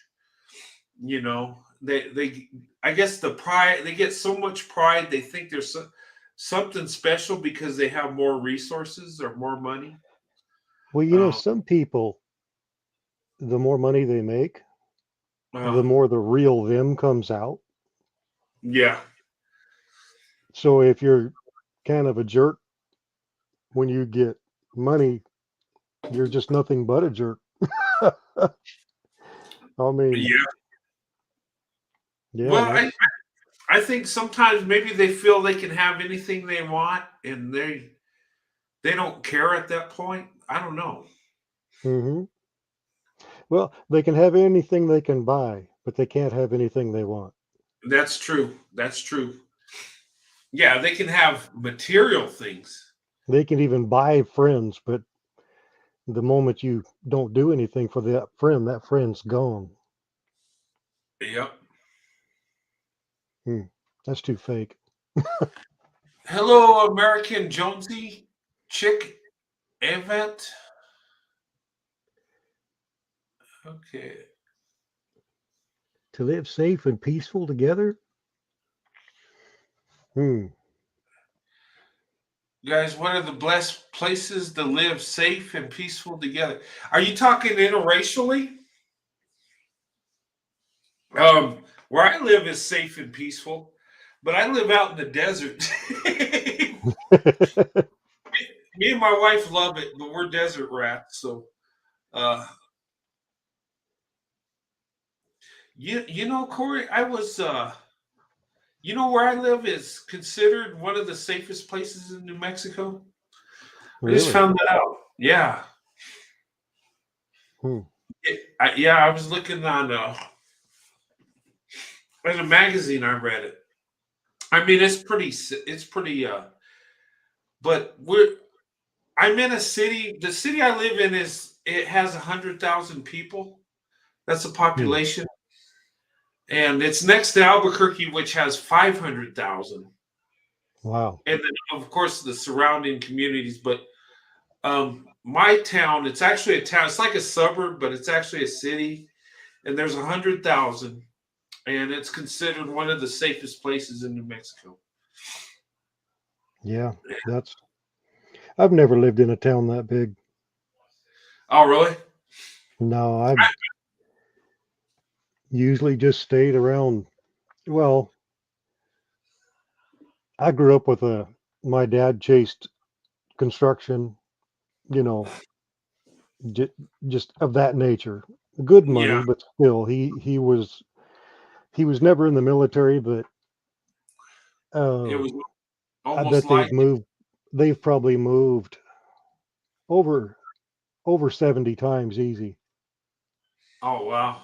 He's very nomadic. He loves adventure. Yeah. You know what? Yeah. I You know, the military for me though, we were always moving, and I spent 20 years, and it seemed like we were in the smallest communities, the most backwoods places. You know, the one place I did like was when I was at Fort Carson Hmm. in Colorado Springs. Um, I loved it there. I spent 10 years there. And this is unheard of in the Army because they usually move us around every 2 to 3 years. I mean, but I ended up staying there 10 years. Wow. And two of my kids were born there. Um, and the reason I stayed there, I kept going. I went to Iraq 3 times. And every time I got orders, they delete them and send me to Iraq. I come back. I had orders to Germany twice, and I never went to Germany. I did get to go back to Iraq for another tour.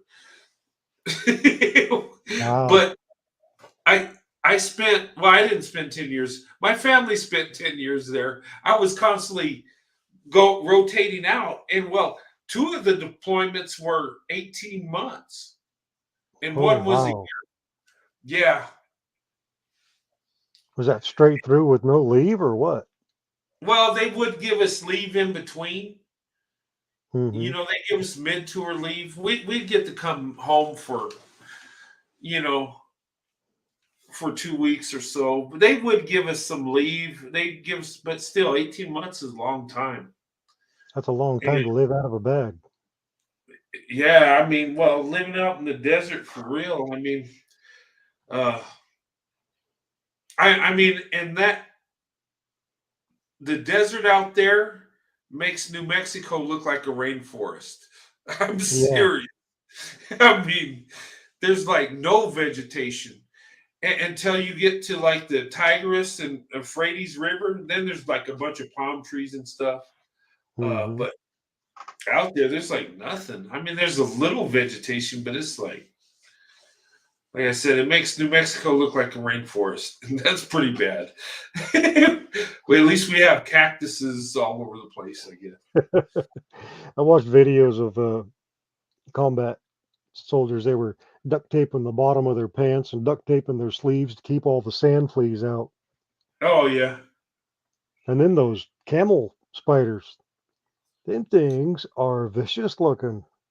they are, but they don't hurt you. I mean, they can bite you, but it's not venomous or nothing. Yeah, they just eat you, eat a hole in you.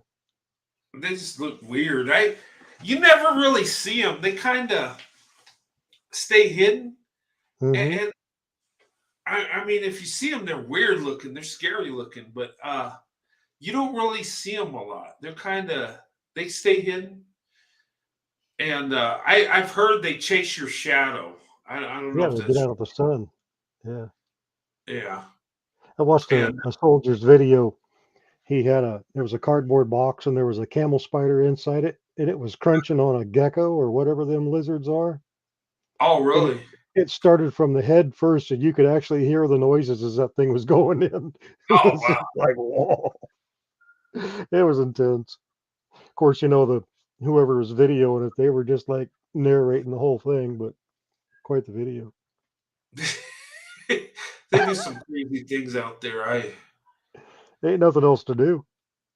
Yeah, and that's true. They think that you know people ask me, well, what was it like there? Did you see a lot of combat? Did And I says, nah, really is actually boring most of the time. I mean, you do have combat situations, but it's not an everyday thing. It's like actually a rarity. Um, Hmm. and it got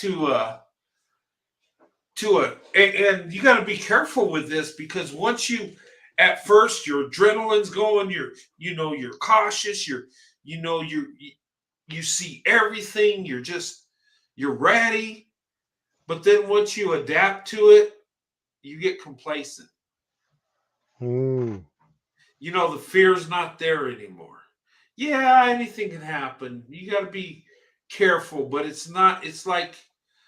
Um, it's like you just adapt to it. You accept it, and it just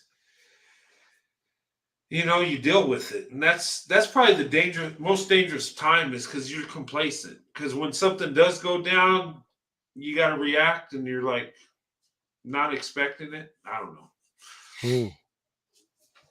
But it looks like Indiana mom's trying to come up. Hey, your device needs to be connected, Indiana mom. Your audio or your camera or avatar. But I do see you in the backstage. As soon as that's connected, I'll pull you up. So you got Indiana mom in backstage here. Yeah, you know what's neat is speaking about Indiana mom, she's been married 28 years also in an Hmm. interracial marriage and married the same year me and Sandy did. Hmm. And her anniversary is June. So next month she'll hit her 28 years. And that's pretty cool. It Um, is cool. I've got a lot of emails and comments. People tell me they're in an interracial relationship. Um, Somebody told me 50 years. Like, wow. Wow. I'm just like, The here I am, courage. my 28 years, and you just doubled that. Like, wow. Yeah, the courage they got is amazing. And then started out way before me and Sandy. So they went through some Yeah. you They know there owned was it. some racial hate there. I'm Hmm. just, yeah. Well, Indiana mom, Did you ever see it's, that movie Snow Dogs with Cuba Gooding? yeah, yeah, I thought that was cute. Of yeah. Where he's course, a it wasn't dentist. really much of a relationship. It was just a, you know, some way to stay warm and pass the time, I guess. Oh yeah, wasn't his dad white and his mom was black? Yeah, yeah, his dad Eh, was white. But that was a really good, what do you call it, example of Alaskan life uh-huh. because people do extreme things for fun up there, and Yeah, strange things happen because of it. yeah. Well, I mean, if you're up there, it's cold. Next to a warm body. I mean, things can happen. Well, everything is an indoor sport up there. Yeah. Well, it has to be. The weather's so extreme. Uh, Yeah, but yeah, don't they do that sled rate? it's the Iditarod. Huh? It's the Iditarod. Iditarod? Iditarod. Yeah, it's 1,000-mile trek. Oh, they go 1,000 miles in a sled. Yeah, what it was they used it as a mail route, and it Uh was huh. also to deliver medicine one time, and everybody had I think it was diphtheria, Uh huh. and they had to push the medicine through, and it was terrible conditions. There's a lot of history behind that race. It's not just a fun thing, like you have a Baja circuit where they come and they go for 500 miles or something. It's not like Yeah. that. There was a reason and a purpose for that sled team to go through there. Yeah. It's this is long before roads. The Hey, dogs Indiana. made the road. Hey, Indiana mom. You did try to come up again. I don't know. I think it's something to do with your camera or audio. It didn't. Yeah. Indiana mom was trying to come up, but you know how it says on StreamYard, it says the device needs to be connected. Devices. Sometimes if your audio or your camera or something, it's got to be linked in. But I just wanted to know she could come up as soon as I can't bring her up till that stuff's fixed. But um, I would have loved to have her on. I mean,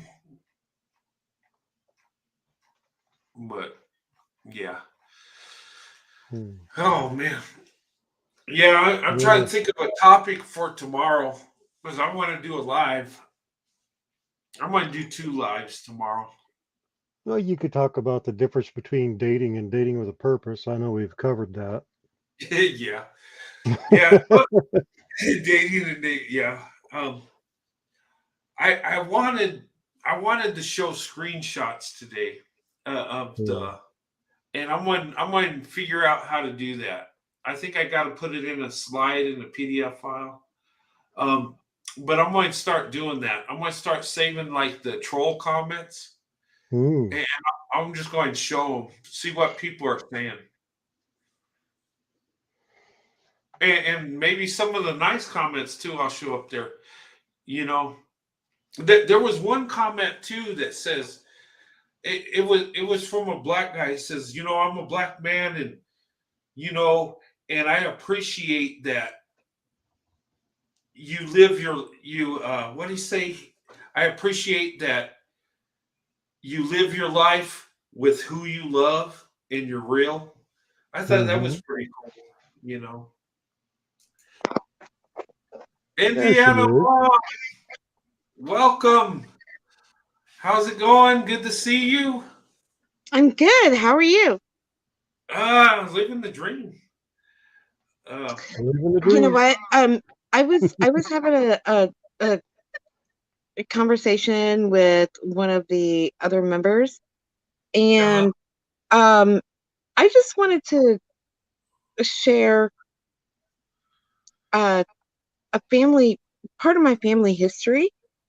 you know? Okay. Um, in 1944, um, there was a young girl. She was 17 years old. Hmm. Her name is Melissa, and she gave birth to a little baby girl, uh, like 4 months premature. She was really premature, Yeah. horribly premature, especially in 1944.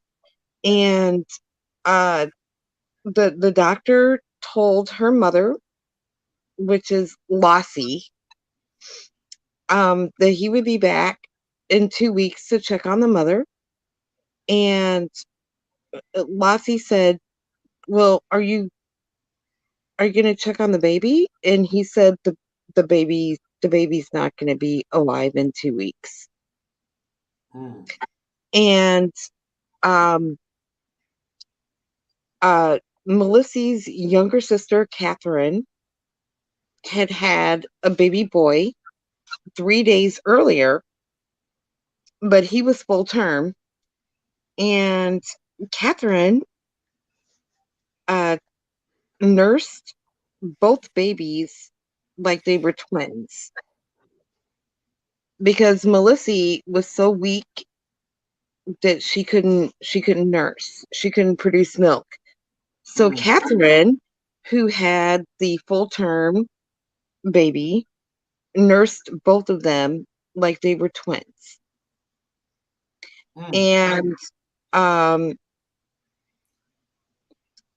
the baby, her name was Vivian, Hmm. and uh she had health issues. She had a heart condition, and at one point when she was 6 years old, she was uh a patient at Children's Hospital in Indianapolis, and she was the first uh, juvenile child to have open heart surgery in the United States and live. Mm. Oh wow. Um, it's in the history books. It's in the medical history books. Um, she had her issues, but she grew up. She graduated from high school. She went to college. She got married. She had two daughters, and when she passed, she had 8 grandchildren. And Oh wow. she was not supposed to be over 2 weeks old. Wow. And her name was Vivian, and she was my mom. Mm. Oh wow. Awesome. Yeah, so my mom is in like the medical history books. Oh wow. And That. she ended up with a master's in business, and she made a lot of money. I mean, um my older sister and I grew up in a really big house in the suburbs. We went to private schools.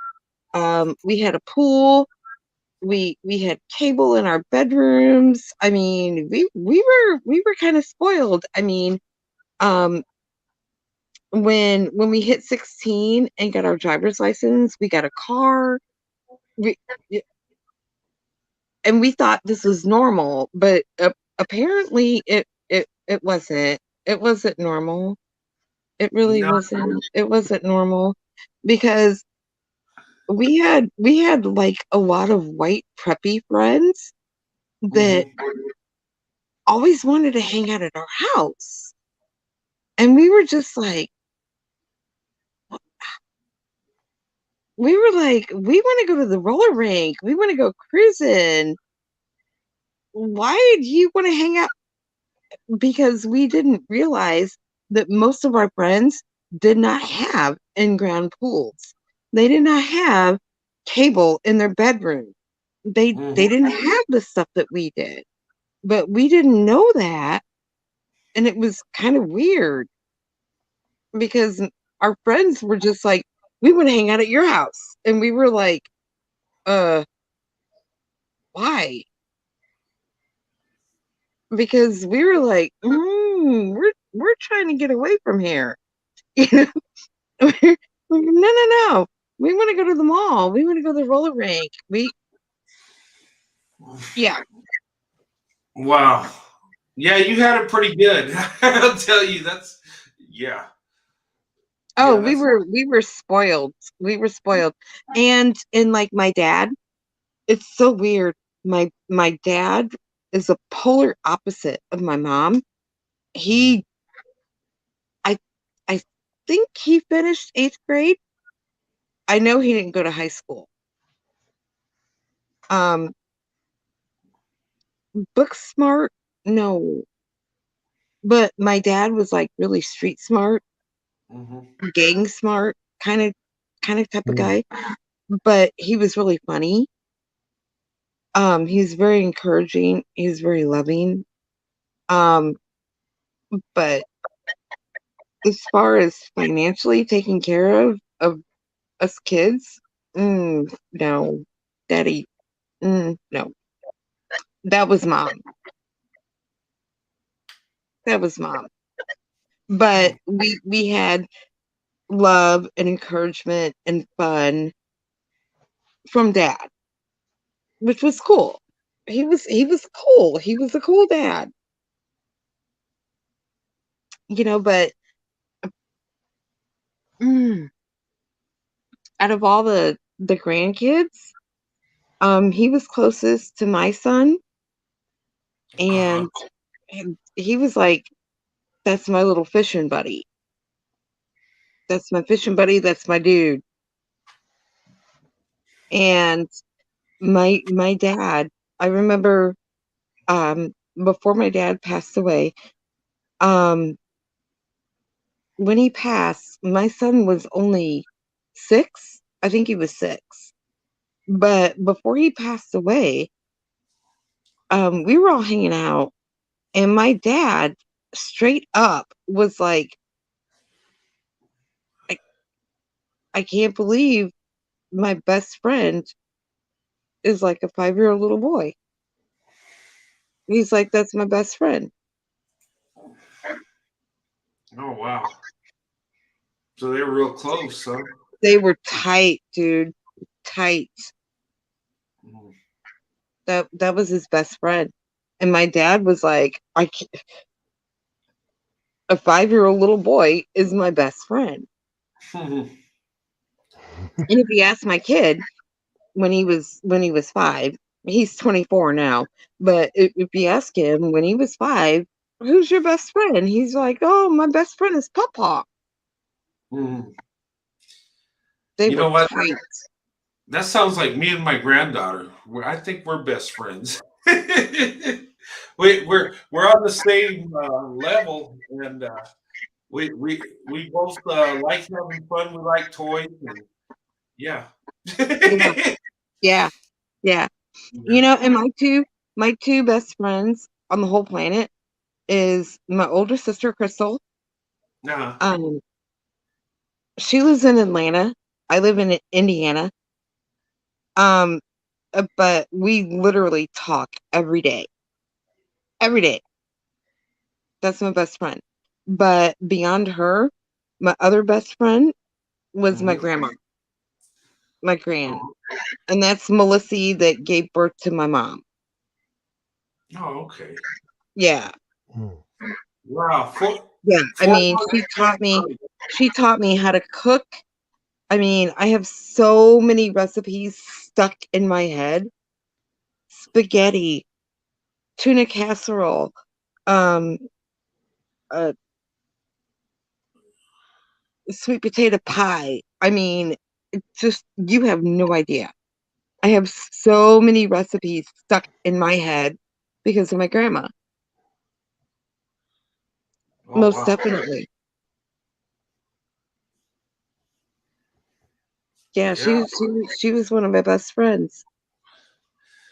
man. And That she and I we started watching Big Brother. When Big Brother started, she and I started watching together. uh, And um even after she went to the nursing home, we would watch Big Brother episodes together 3 times a week. And we hated the same people, we loved the same people. We tried to make predictions. And yeah, me, Big Brother, me and my grandma, Big Brother, that was our thing. That was our thing. oh, that's nice. Yeah. Wow. So your mom was 4 months early. That Huh? your mom was 4 months pregnant. Four Yeah, months early.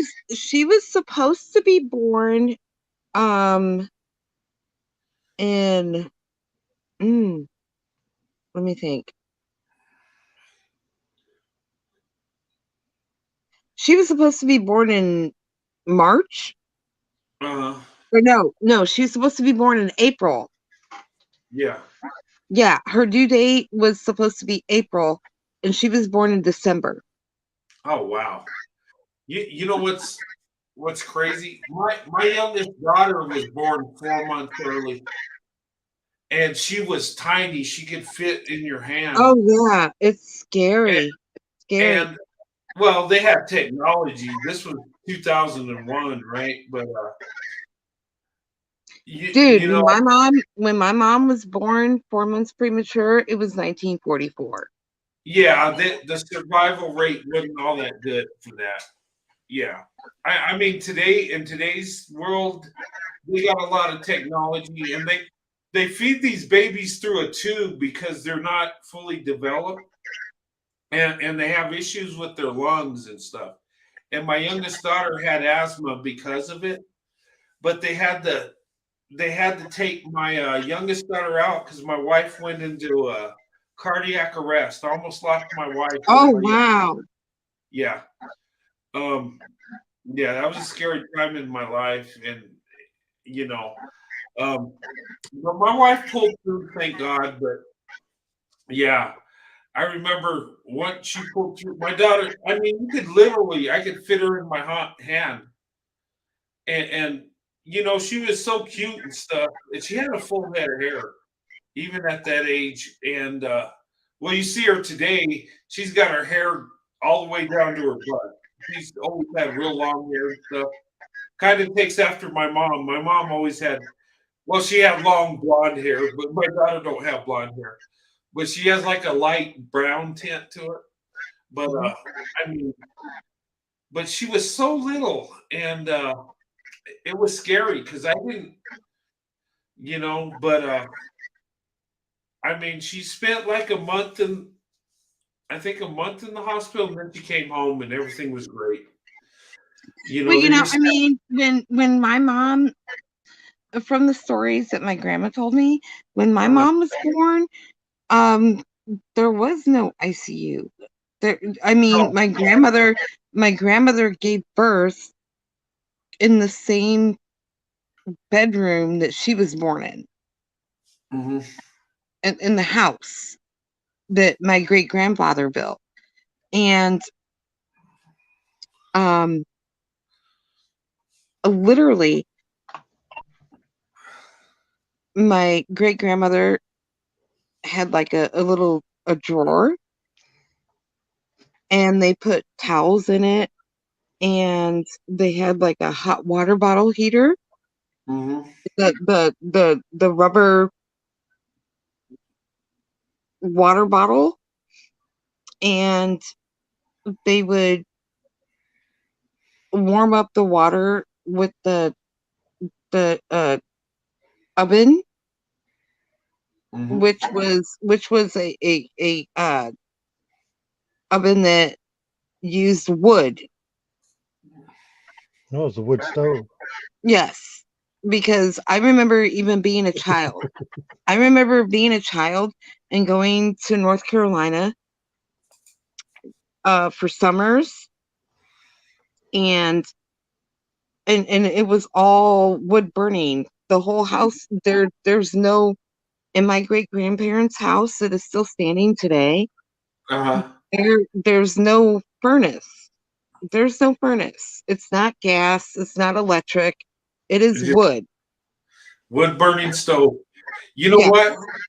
My grandfather, his house, he had one of those old wood burning stoves, and I tell you, that thing put out so much heat.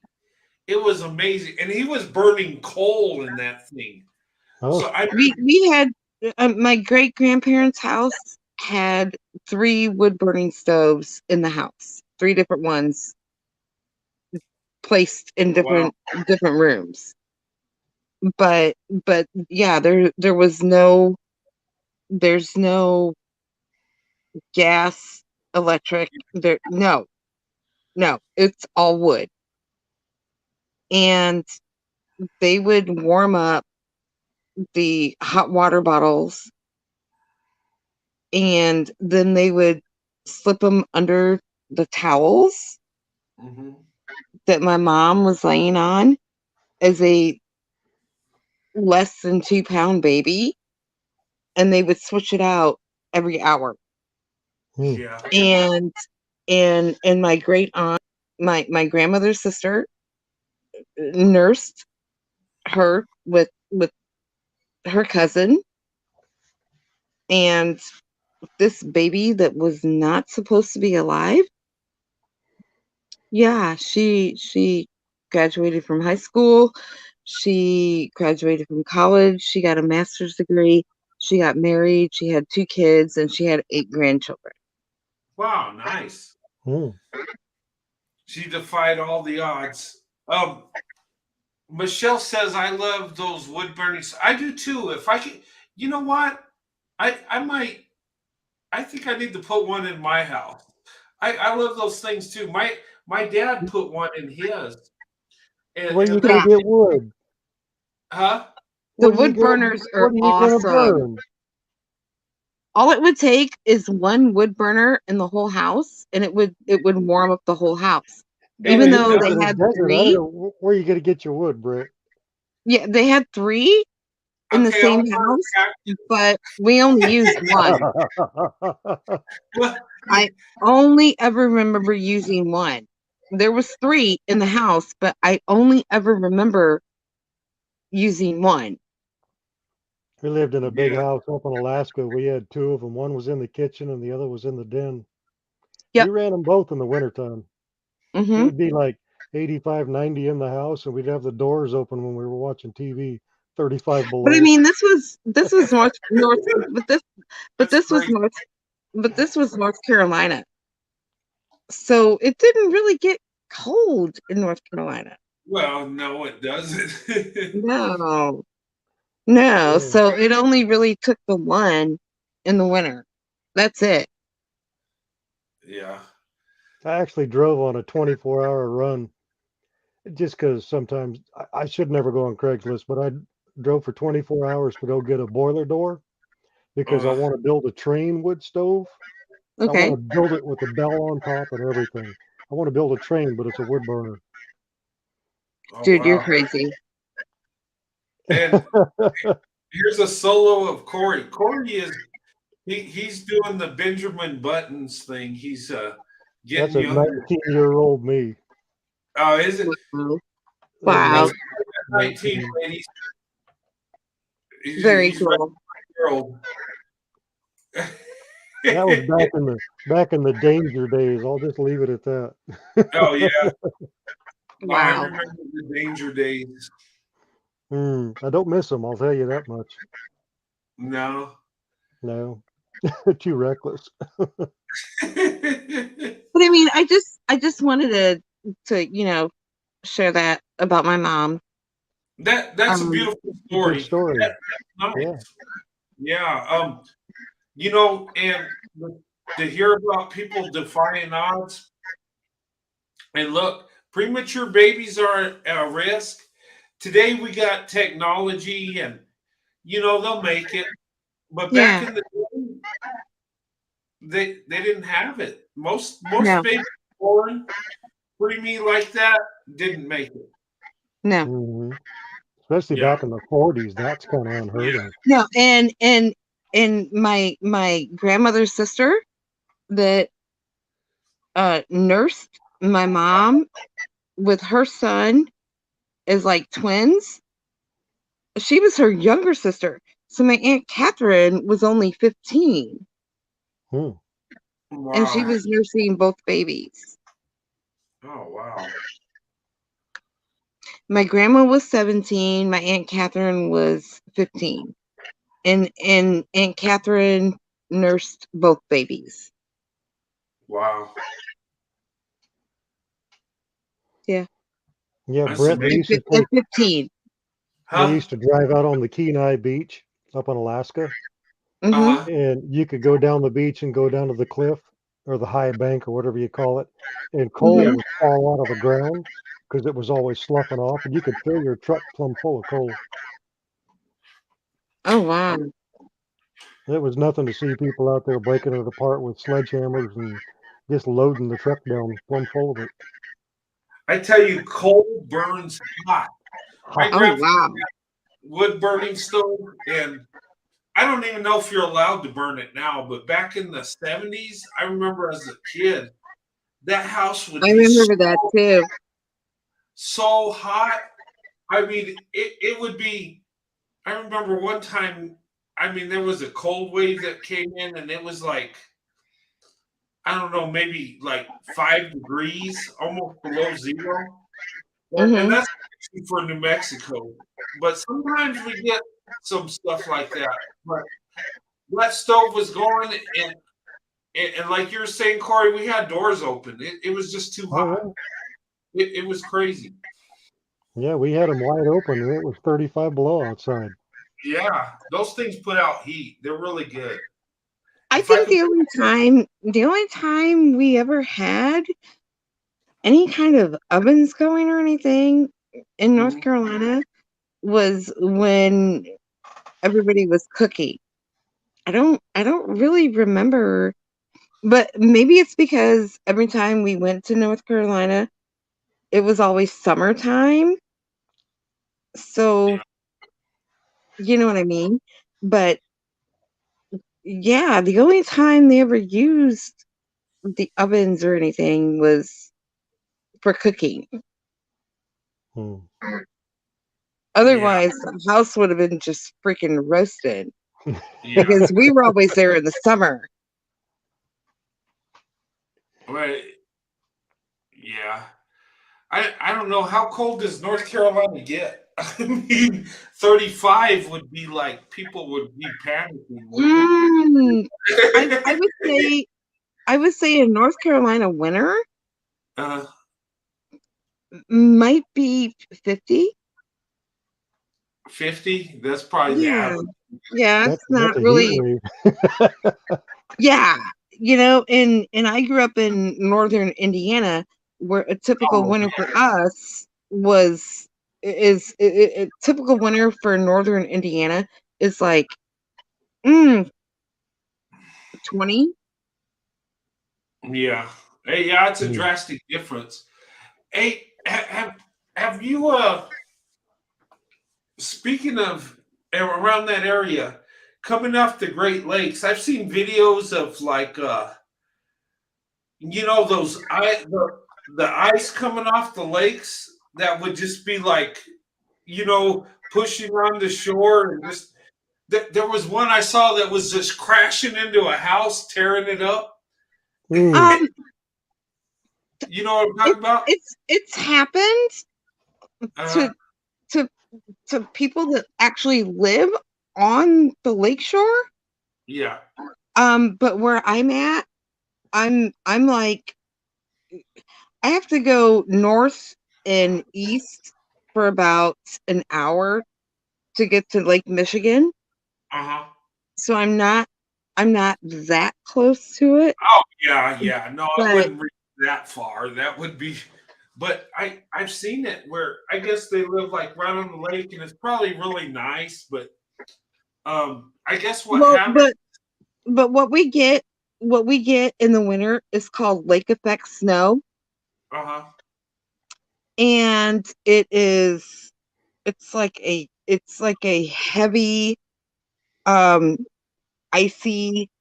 It's almost like, I don't know how to explain it. It's okay, you know how like in the movies snow is like fluffy and pretty. Yeah, no. Lake effect snow sucks. Is that like It's chunk? it's almost like sleet. You know what I mean?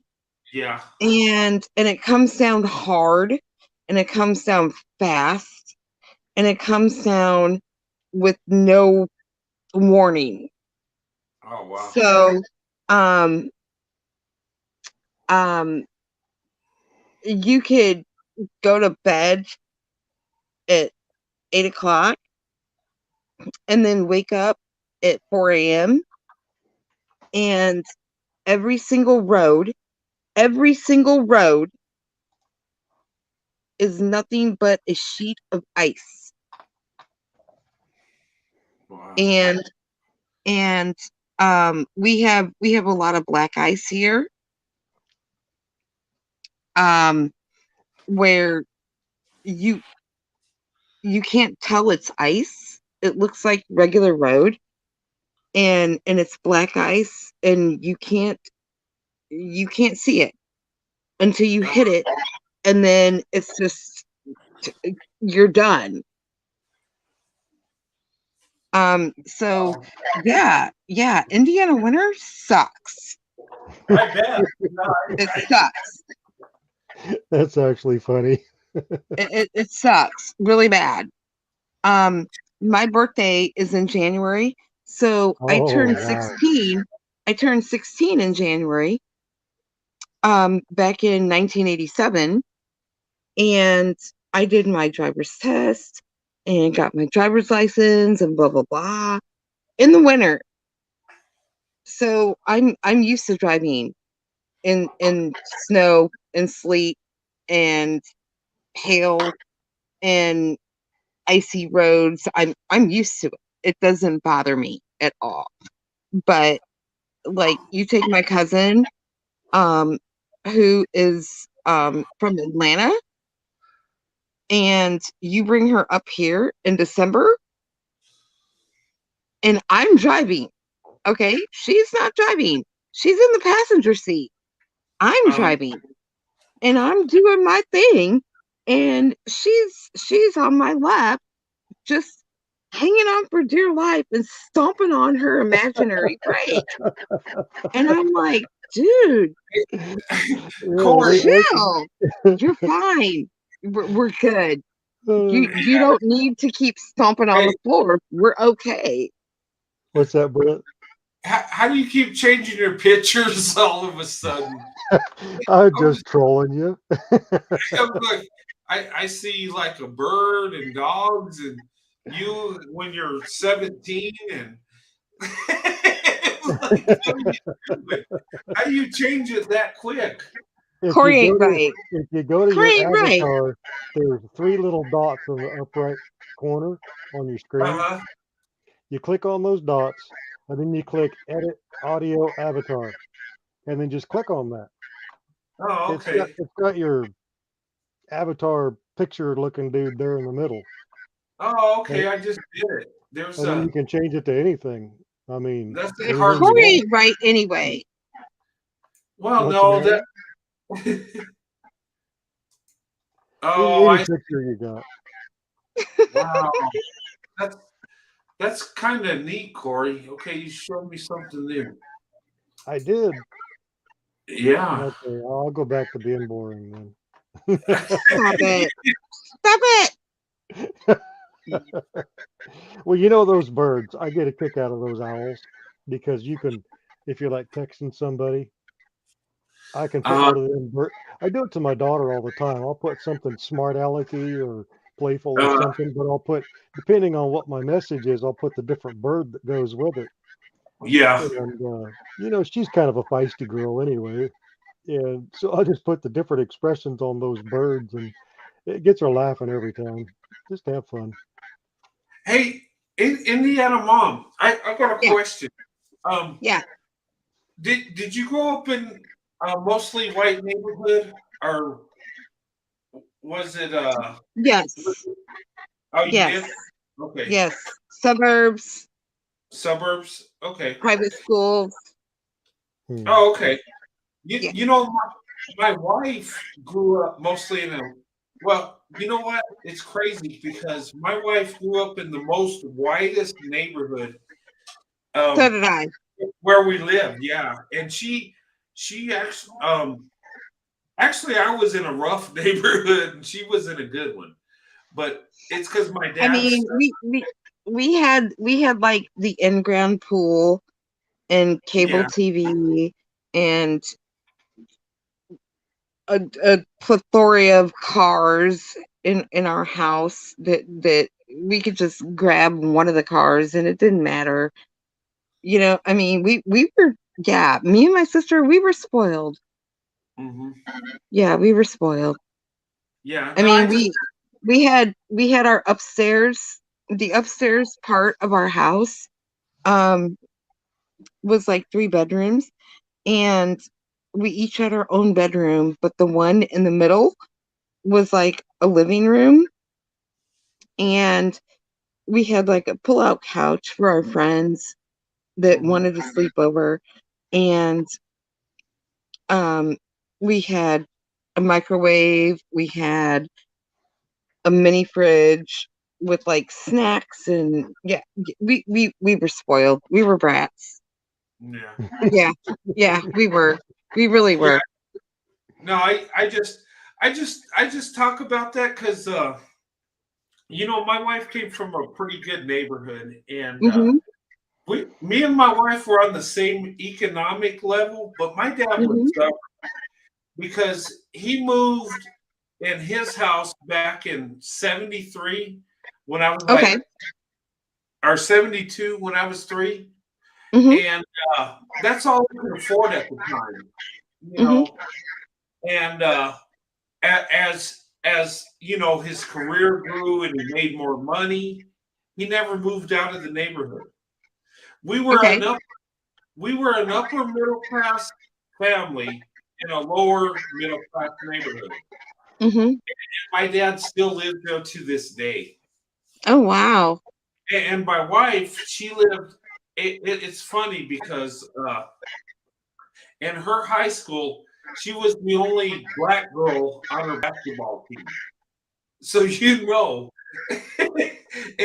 all her friends were white girls. You see her around with her friend. A bunch of blonde-headed Beckys and like Mm. but um, and it's kind of funny and some of the issues of interracial relationships we didn't really deal with. And I think because my wife was around white people most of the time, and I was the only white guy she dated, right? Because her Mhm. brother always dated white girls, but they were disastrous. Mm. The moment he married, I mean, oh You got to gosh, watch those white girls. they Like were my sister, and my no, sister, my sister was the only black girl on her volleyball team, uh, and I was the only black girl on the cheer team. oh wow, yeah. Yeah. And, and the thing of it is, yeah, Corey, those white girls are crazy. And you know what? I don't blame my wife being skeptical, not wanting to date a white guy, because what my brother-in-law had, those girls were, oh my god. I'm just like, I don't. I told my wife, I said, I know why you vetted me so hard. I get it. I'm Yeah, not mad at you. I understand. yeah. It shows wisdom. It shows a lot of wisdom. Yeah. Okay, well, fellas, I'm gonna have to say goodnight because I need to change a diaper and give a baba because I have nana duties. Okay. Thanks for coming You're on, glowing. You're having fun. Indiana Mom. Yeah, I love being Nana. I love it. That's it. Thank you for coming on. It was good talking to you. It was Yep. really good talking to you guys too. You guys have a good night. Have a good weekend. Love you both. All Good right. night. Big love to you too. Thank you for coming on, Indiana Mom. Good seeing you. Bye. Bye. We'll see you. Bye bye. Bye bye. Birthday slip and slide. Yeah, January on the ice. All right. Yeah. Yeah, I worked all summer up in Alaska in the canneries and, running 12-hour shifts. You don't get a Uh-huh. day you don't get a day off because when the fish are coming in, you just stay working. Yeah. So you do that all summer and then you got a bunch of money. It's ridiculous for a kid, but that's what we did. But I bought my own rig. All of us guys did. Oh wow. Yeah, there's money for kids to make when I was up there. If you didn't have a job, it's because you didn't want one. Yeah. I think Indiana. Okay. She was frozen for a while. Yeah, she got the glitch. Yeah. The glit. Yeah. Yeah, Brett, I put that teenage picture of me up there on Miss Uh, Anita's show. Oh, yeah. Lord have mercy. And I read that poem, that kiss poem, Uh-huh. and Miss Cook and Miss Anita started in on me. I tell you, I was so red. I was so Oh no. embarrassed. I was embarrassed. Yeah, it was bad. Wow. I don't leave it up there anymore. I've been I've been in a bubble lately. It kind of blindsided me because I don't even watch the news. I don't even know what's going on. I'm so Mm, consumed with work. hmm Whatever extra time I get, I spend with my wife, or I might do a live show once in a while. But when people were talking about the Buffalo shooter, I didn't know what they were talking about. I was like, "What is this?" I when that lady came on and talked to us about it, Corey, I was just like, I was clueless. I didn't even that. Sometimes my life gets so consumed, I don't even know what's going on in the outside world. But I looked at that and I was like, and that comment that one guy or girl or whatever it is sent me, hmm that's where that evil starts. It Oh does. yeah, it is. And it starts with pride within your race. And I remember my preacher, Corey, was saying that he had a sermon. He said, if you're proud of your race, you're a racist. Yeah. He kept saying it. If you're proud of your race, ladies and gentlemen, you are a racist. And If you compare one group to another, you're a racist. yeah, and you know what? That's true. I believe that because when you're so proud of who you are, you start to worship yourself. You start to worship your features, like that clown said. I threw my features in the drain in my heritage. What's he mean by that? I don't hate who I am. I know where I came from. I embrace it. It just hmm happens that I love a woman that's a black woman. I love black women. I mean, does that mean I'm a self hater? No. In fact, I look at it this way: I love myself so much, I will choose the best woman out there that don't look like me. That's hmm how I. But talking about that in the Buffalo shooter, I could see where something with those beliefs could lead someone to go so extreme that they will send people to meet their maker just because they're different and they don't even know these people. Mm.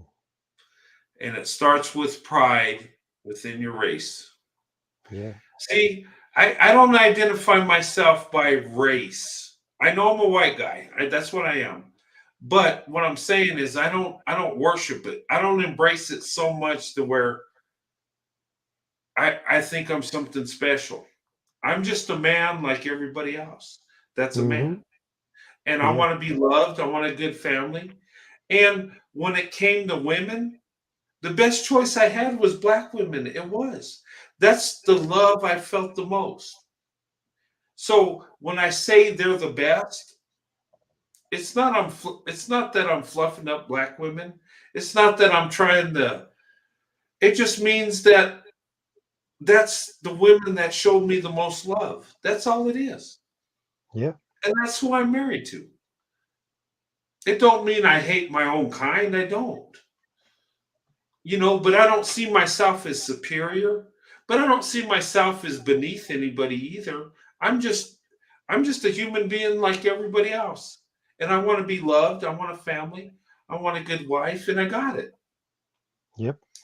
But see, and I don't get wrapped up on how my kids are going to look like. I don't care.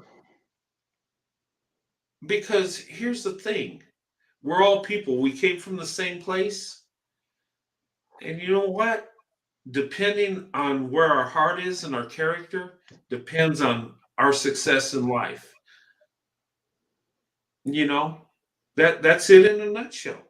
Some of us have privileges over each other. That's true. Life is not fair, but through God we can accomplish anything. And that's just my thoughts on that. And I thought about what that guy said to me. Why is he worried about my white features? It has to be a white supremacist because he's idolizing those features and not mine specifically. He idolizes white features. He worships white features. He worships white, or she worships white people because they believe they're superior. That's what it is. And I see right through it. I know exactly. And Corey, I can tell you most of the comments, I know whether it's coming from a black person or white person that trolls Oh me yeah. Yeah. just by how they word things. Well, yeah, because that same mindset has been Uh, speaking the same way the entire history of our country. yes, It yes, all sounds, it all reads the same. yeah, it does. And I picked that up. And I'm telling you, I understand. I see where a white supremacist, what he says, and I can pick him out. I can pick someone that's black that's a supremacist too. Oh yeah, You I've know, seen them. Yeah. yeah, they're all over. And I can compare, and guys, tell me if I'm wrong or right. I can take a David Duke, that guy that came in to put a peaceful smiley face on the clown, right? You know the clown, right? Mm, I don't pay much Okay. attention to them. I've heard the name, but No, you know what I'm talking about, right? yeah. He's a white supremacist. He believes white people are superior. And you take a black man like Umar Johnson, the doctor of delusion. He's a black supremacist. He believes black people are superior. They're both the same men if you really listen to them. They're both talking they wouldn't hurt minorities, but they believe in racial segregation. They believe in they don't believe in interracial marriage, interracial relationships. So really they're the same person, are they not? And I Hmm. know Omar Johnson was saying that, yeah, people compare me to Hitler. No, he's not a Hitler. He's not psycho in that way. He just believes his race is superior. And listen to him talk. David Duke believes his race is superior. I think these two guys are the same men in different colors. It, I'm just saying. Yeah. Did you see that one black gentleman about our age? and he really shocked that interviewer, that journalist, when he said if more people would have been armed, we could have ended that shooting a lot quicker. Yeah. That And you know just what? shocked that news reporter big time. Yeah. And you know what? Umar Johnson, I listened to his video reaction on this, and I would like to do a reaction on this, but he said that black people, you need to get with the Black Panthers. I don't think that's a good idea. I think we need to pray and come to God and accept each other as brothers and sisters of all races. We do. But what he was saying is they need to get with the Black Panthers for protection or whatever. Um, which I thought was a bad idea. But he said something that was a good idea. He says maybe they need to arm themselves, and I'm all for that. Look, guys, um, you know what? But you have to be responsible because if you're going to have a weapon, you got to be proficient. You got to be trained. You got to understand that that is only used as a last resort to protect your life. It's not something you just pull out when you're having a feud, right? So No. you got to know how to use it. You got to understand it. And but I'm not against packing. I'm packing myself. You know, I have a you know I have a field permit. I do, um, but I would never bring it out unless my life is Yeah, threatened. you don't even bring it out unless it's going to get used. Yeah, if It's some guys not to threaten somebody.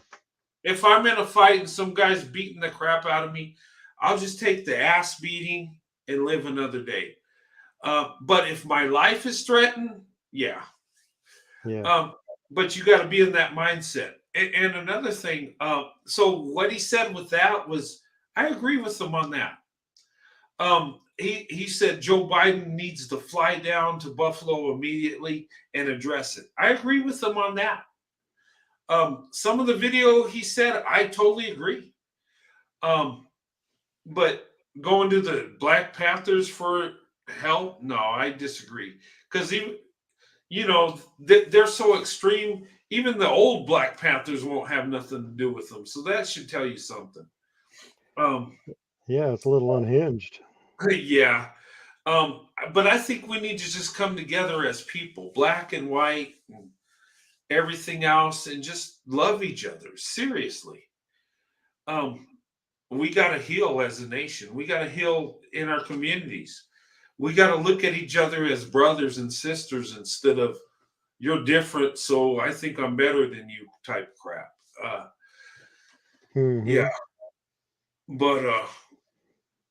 but and that goes with that comment that guy sent me. It's so toxic and it's so dangerous. And here's the thing: once you start believing you're better than someone else, that leads you down a path that it leads you down an evil path. Let's put it that way. Some people take it more extreme than the others, but and I No. remember that preacher always Hmm. saying, if you're proud of your race, you're a racist. If you're proud, and it's true. It's amazing how many people don't see anything wrong with that. Yeah, it's like, well, we just love our race. We're proud of our race. Okay, yeah, but you get so proud of it that you think you're superior, which you are not. No man is superior over the other. Some of us, we all have our strengths and weaknesses. We do. Um, some of us in our groups are good and bad. But Hmm. if we could get out of that and just look at each other as humans, we'd be so much better off. Michael, What do you say? the last one he just posted. That's true and really sad. Oh, It's penis worship. Oh, okay, okay.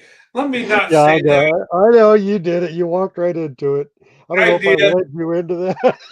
Now I just, you know what? My Oop. yeah, now my monetization on this live show's gone. It's gone. YouTube saying, "No, cut that. You're not getting it." Dang it, dang it, Michael, you walked me into that. I was the one Okay. that pointed it out to you, though. Yeah, You can blame me you're for that one. I'm gonna blame you for that too, Corey. Blame it. I don't care. Throw me under the bus. I've heard it before. Okay.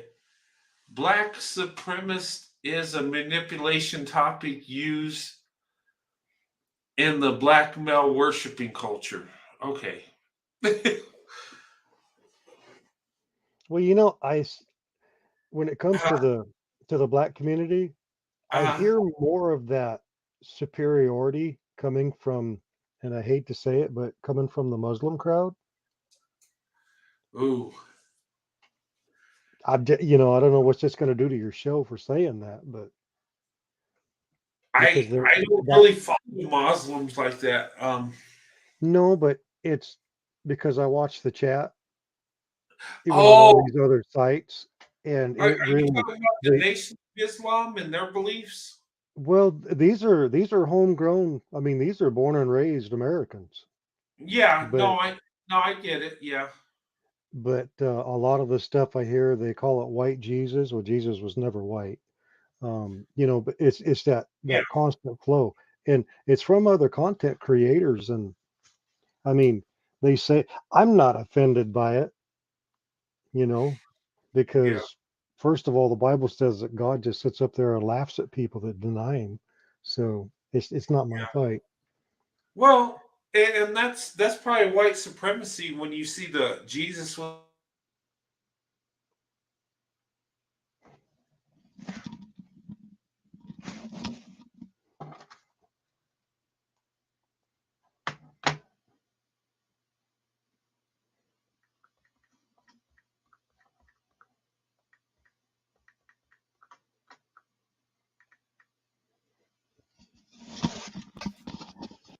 Okay, can you hear me now?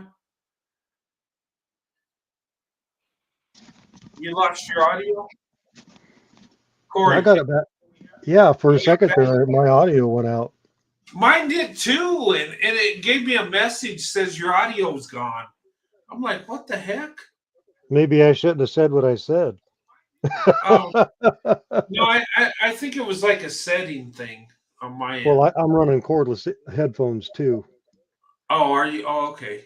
I Yeah. was running my cordless, but I didn't have enough charge. I love these cordless ones. Um, Well, the microphone you're using right now is a better quality than the headphones are. The headphones kind of like had more treble in it with less bass. oh, okay. So it sounds better now than my headphones. Yeah, with the headphone Oh, mic, it sounded more tinny. There was no bass in your voice. oh, okay. So it made me sound like a little girl instead of a man. Okay. Oh, God forbid. Oh, I need to get rid of those headphones. I'm teasing you. No, yeah. We'll see if I lose audio again. You know what? What did April May say? Black American Muslim teach their doctrine different than other parts of the world. It has heavy political Political. aspects to it. Yeah, I Yeah, noticed I that. believe that. And look, I'm a Christian. I'm not a Muslim, but I think that's true because I look at some of the Muslims today in America and some of the way they think. Look at Malcolm X, for instance. You know, when he went on his pilgrimage through Mecca and he came back, he was changed, right? Yeah.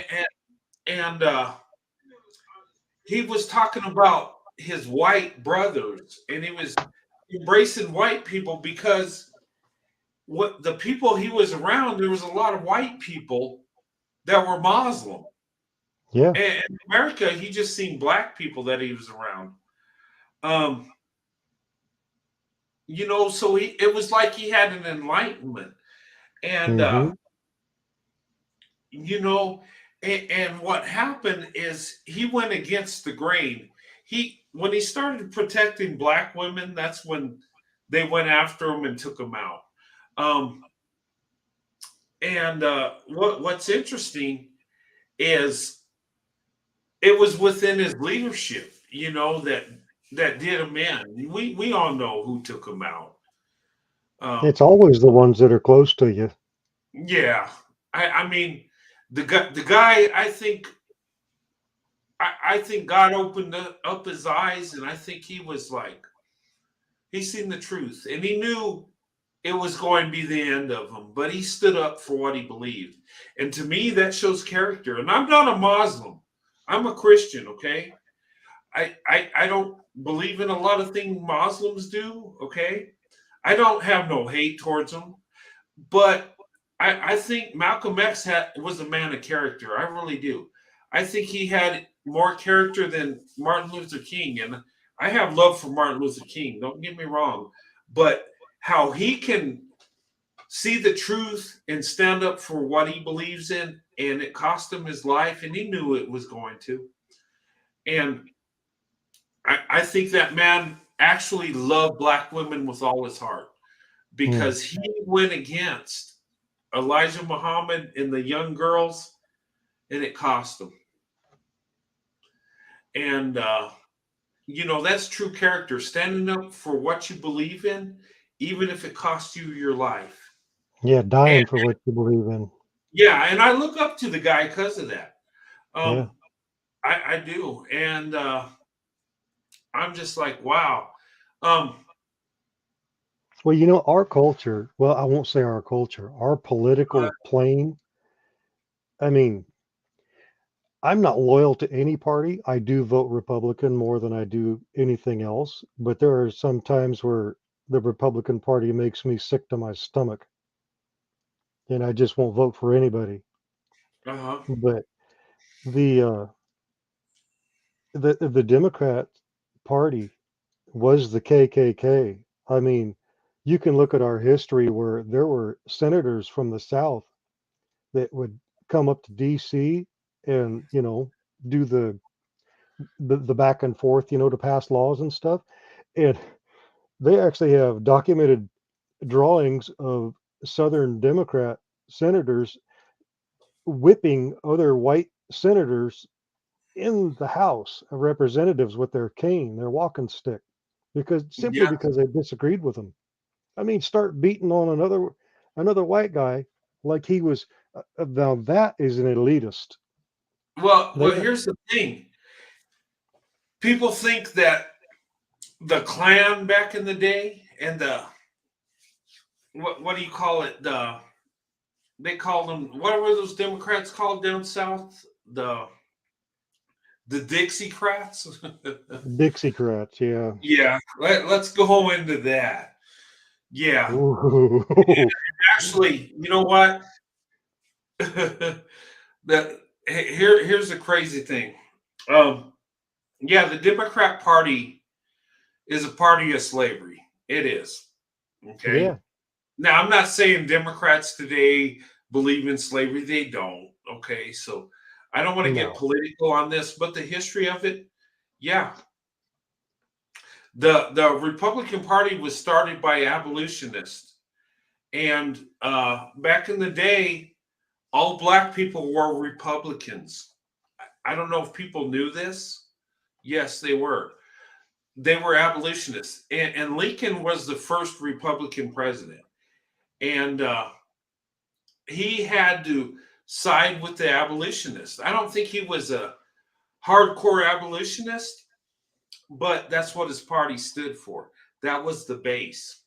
Hmm. Um, That's what the and, people and wanted. yeah, and you know they when he ran, and this is some weird stuff too. You know, Lincoln allowed for slavery in Missouri. Did you guys know that? So he could keep Missouri as a Union state. Slavery was allowed. He made a deal to keep that as a Union state. Um, we look at Lincoln as like fighting for, you know, against slavery, against equal rights and stuff. And he did good things. I'm not trashing Lincoln, but what he did that was wrong is he allowed Missouri to continue slavery during the Civil War, and that's a fact. He was a politician. They do dirty stuff all the time. They do, yes, they do. That's And why I don't. I watch what they do, not what they say. but yeah, that is true. Um, Jim Crow laws came from the Democratic Party. They did, and I'm guys. I'm not telling you to join a party. I don't even want to get in politics, but this is true facts. Um, but yeah, I mean, we could study history, and I mean, it's crazy. But anyway, You know how I don't everybody serves in the really, military in Israel. huh? Every citizen in Israel has to serve in the military, They do. I and think not. they got. It's a Is it 3-year tour, 3-year tour? Yeah, they do. but Every they all, citizen has to. yeah, they all know how to handle a gun. They all know how to work in unison. But in Yeah, this country, I wish they would pass a law to where you had to have some kind of military service before you could hold any public office. I do too. I agree with that. I And I even think if it's just National Guard, you don't have to be in direct, combat. But it just, I see too many career politicians that have no ties to nobody but a banker making some outlandish stuff and getting yeah. rich. We won't even go into the Black Lives Matter lady. That lady just she Oh, she was is given so much possibility to do so many great things, and what does she do? oh is that one that bought that like mansion in California? Yeah, she paid her baby daddy $1 million Wow. and a bunch of her family members. She hired them and gave them. That came from people that was trying to make a change. And what does she do with it? You know what though? That I I don't know what's going to go on, but these people are in trouble because if you're a C, what is it, a C4, um, they get like tax write-offs and they get tax exempt status, but you got to put so much money towards charity. Hmm. Um, and the IRS is looking at them because there's no trail for money. I mean, this one woman bought a house, a mansion in California, and get this, Corey, it was in a white neighborhood, and it was like it was pure white, non-Hispanic white community. Oh, I mean, wow. if you're fighting against evil white people, why would you move in with them? Uh, Oh, I'm it just was saying, it was Snow White. yeah, it was, dude. Corey, these white people make us look dark. They're so white. I'm serious. I mean, and that's who you're fighting against, but you want to live with them. Hmm. And then there was one dude that bought a house, and they were asking him, "Well, where'd the money go for the Black Lives Matter thing?" He says, "Well, in my house, they could come and use the Wi-Fi." I was like, "What?" Say what? The Wi-Fi? The Yeah, it, Wi-Fi. it was crazy. And Uh-huh. Okay.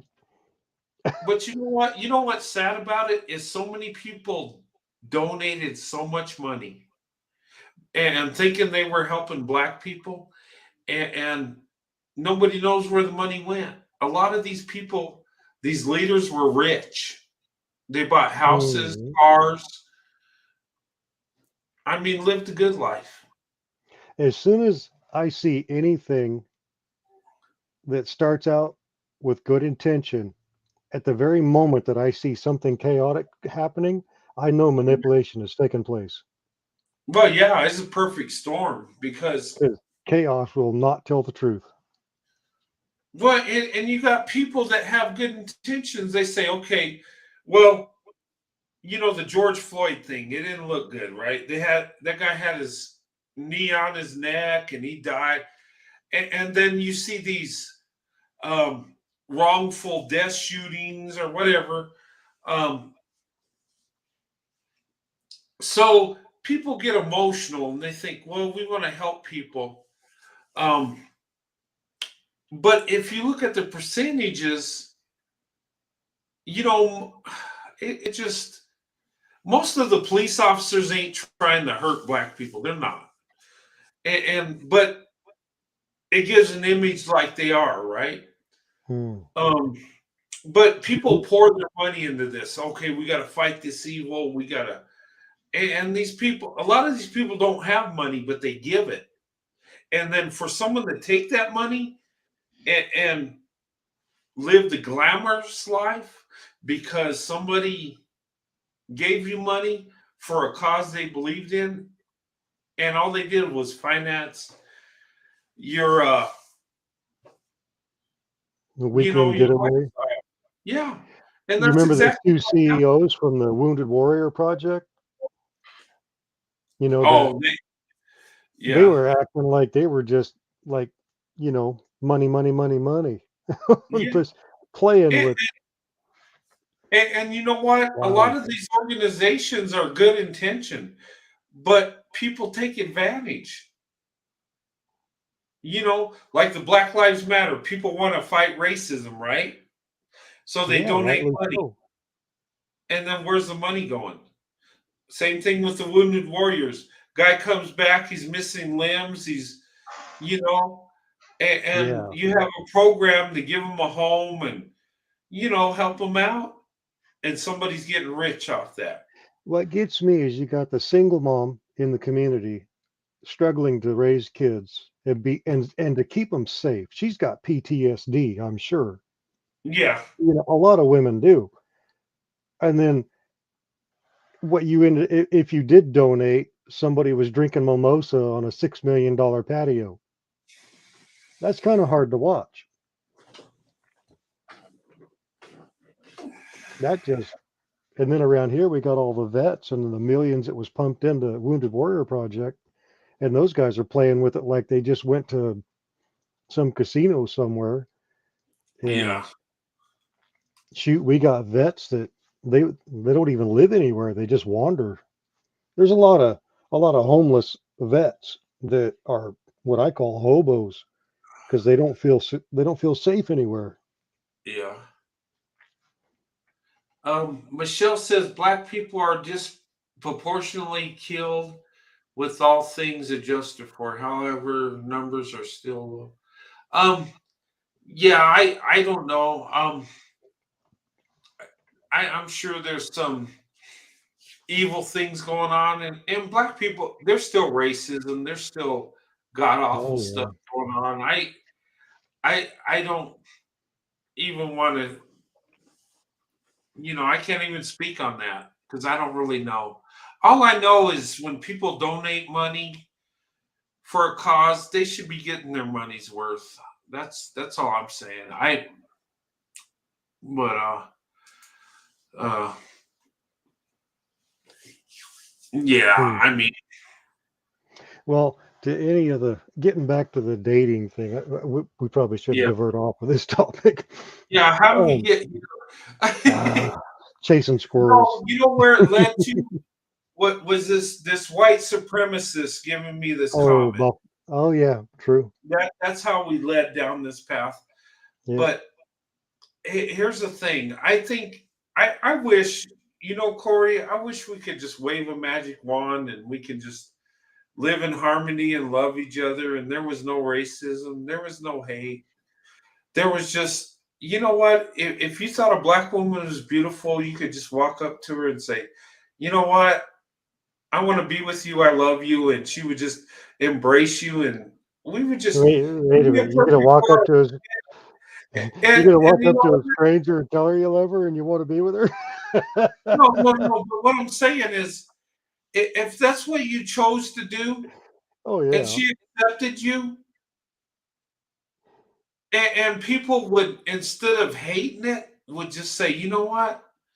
They'd be happy for you in a hmm perfect world, right? yeah, I mean, there's so much problems going on. There's so much evil. I mm, mean, and even though we talk about the positive of interracial dating, we still will drift into, racism. We'll still drift into, evil stuff in the world. And, well, it's just reality.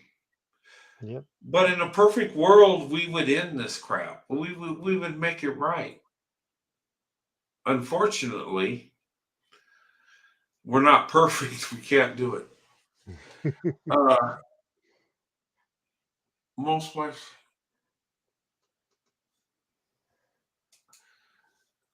Indiana mom says most people, black people, die at the hands of black people. That is true. Also, most white people die at the hands of white people. oh Um, yeah, that is true. So when it comes to that, we're pretty segregated. Honestly, look at the numbers. Look at the stats. We're not. There's not. We're really not doing things in racial hate. We're hating our own, basically.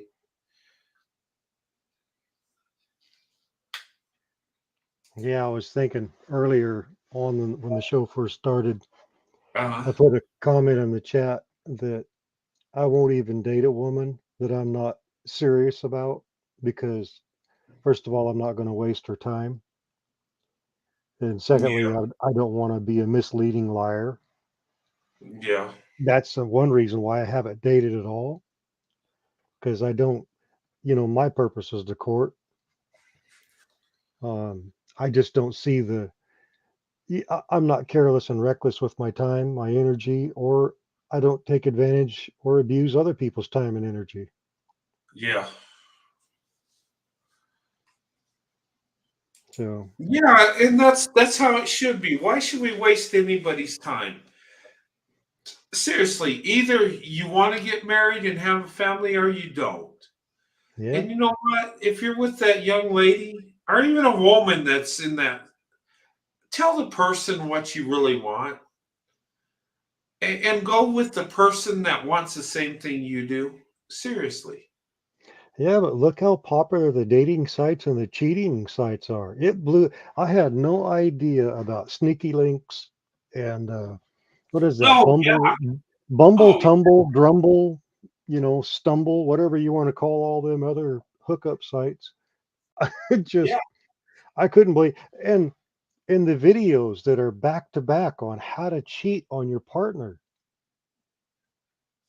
I mean, you type it in on YouTube and they just float up. And I was oblivious to it until I heard it on a couple of podcasts. And I'm like, really? I admit I was naive. I had no idea. And I guess they're on Facebook, they're on every social media platform. It's just unbelievable. Yeah. You know what? It's true. They're out there all over, and they're popular. That's a scary thing. Yeah, they're very popular. Yeah. So is that tell you where our society is? Is that telling you how loyal we are as a society? Is that telling you how much we love who we're with? Yeah, doesn't that go along with the Bible when it says that in the last days, men and women will become lovers of themselves? Yeah. To They do already that, you are. have to absolutely lose all of your fear of a living God to do that. Yeah. And fearing God is considered the beginning of all wisdom. and Yes. you lack that.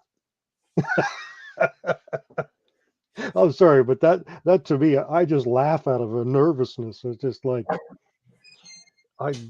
Mm, Yeah. You know what? And that's where we're at. Because you know what? I mean, our morals have gotten so bad that, yeah, there is cheating sites. Yeah, and they're popular.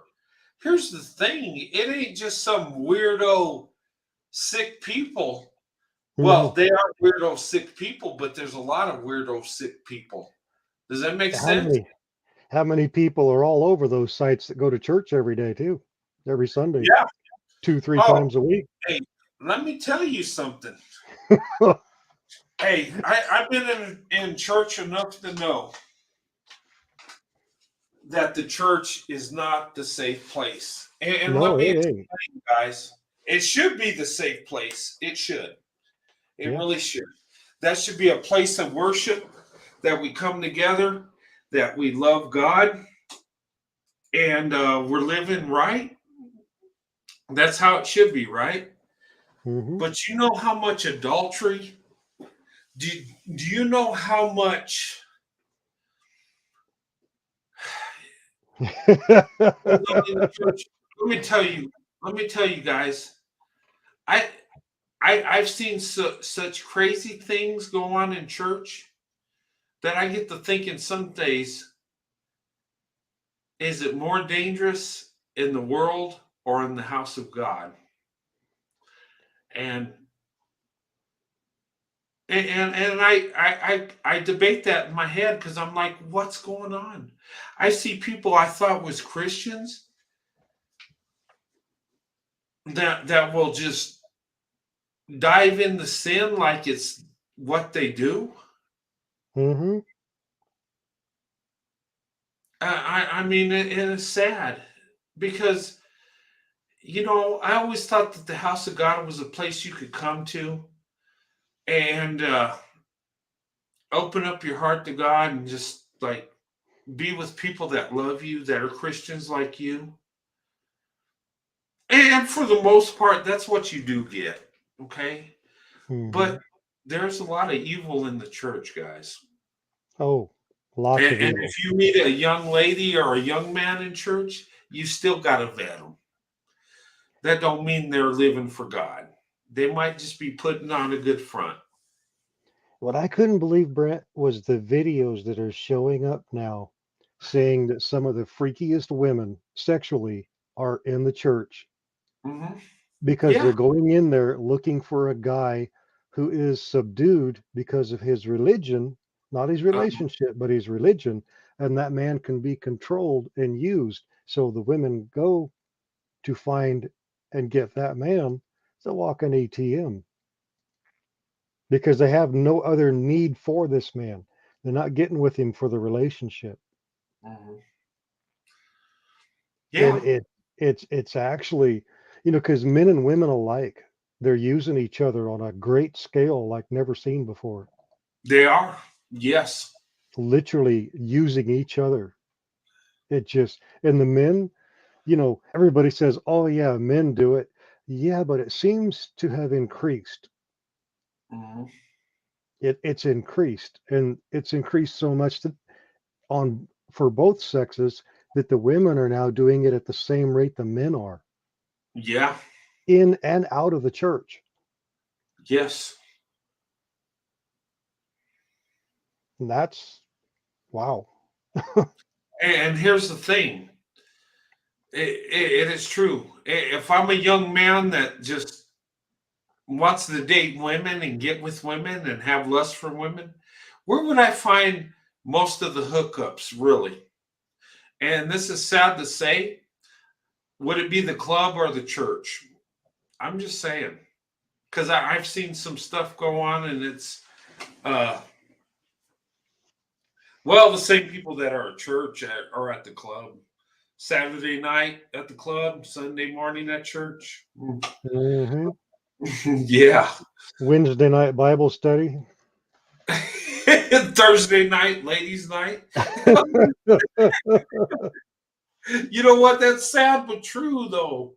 You know, I Let's could, I if I didn't feel guilty for doing it, I could point at two of the influencers that had a lot to do with my divorce, and they were in the church. yeah. They were single Eh, ladies, and they put out that sweet them stories about being single. And I mean, I'm not an idiot. When I hear anybody, male or female, talking like that, the first thing I'm going to do is acknowledge who they are by how they talk. And then I'm going to look around the room and see who's feeding on it, because people that are susceptible are hung on every word. yeah. My misfortune was as I was married to one at the time. But, you Yeah. know, No. I mean, I've seen some stuff, and I remember seeing that church, and there was this woman that was sitting up front, and I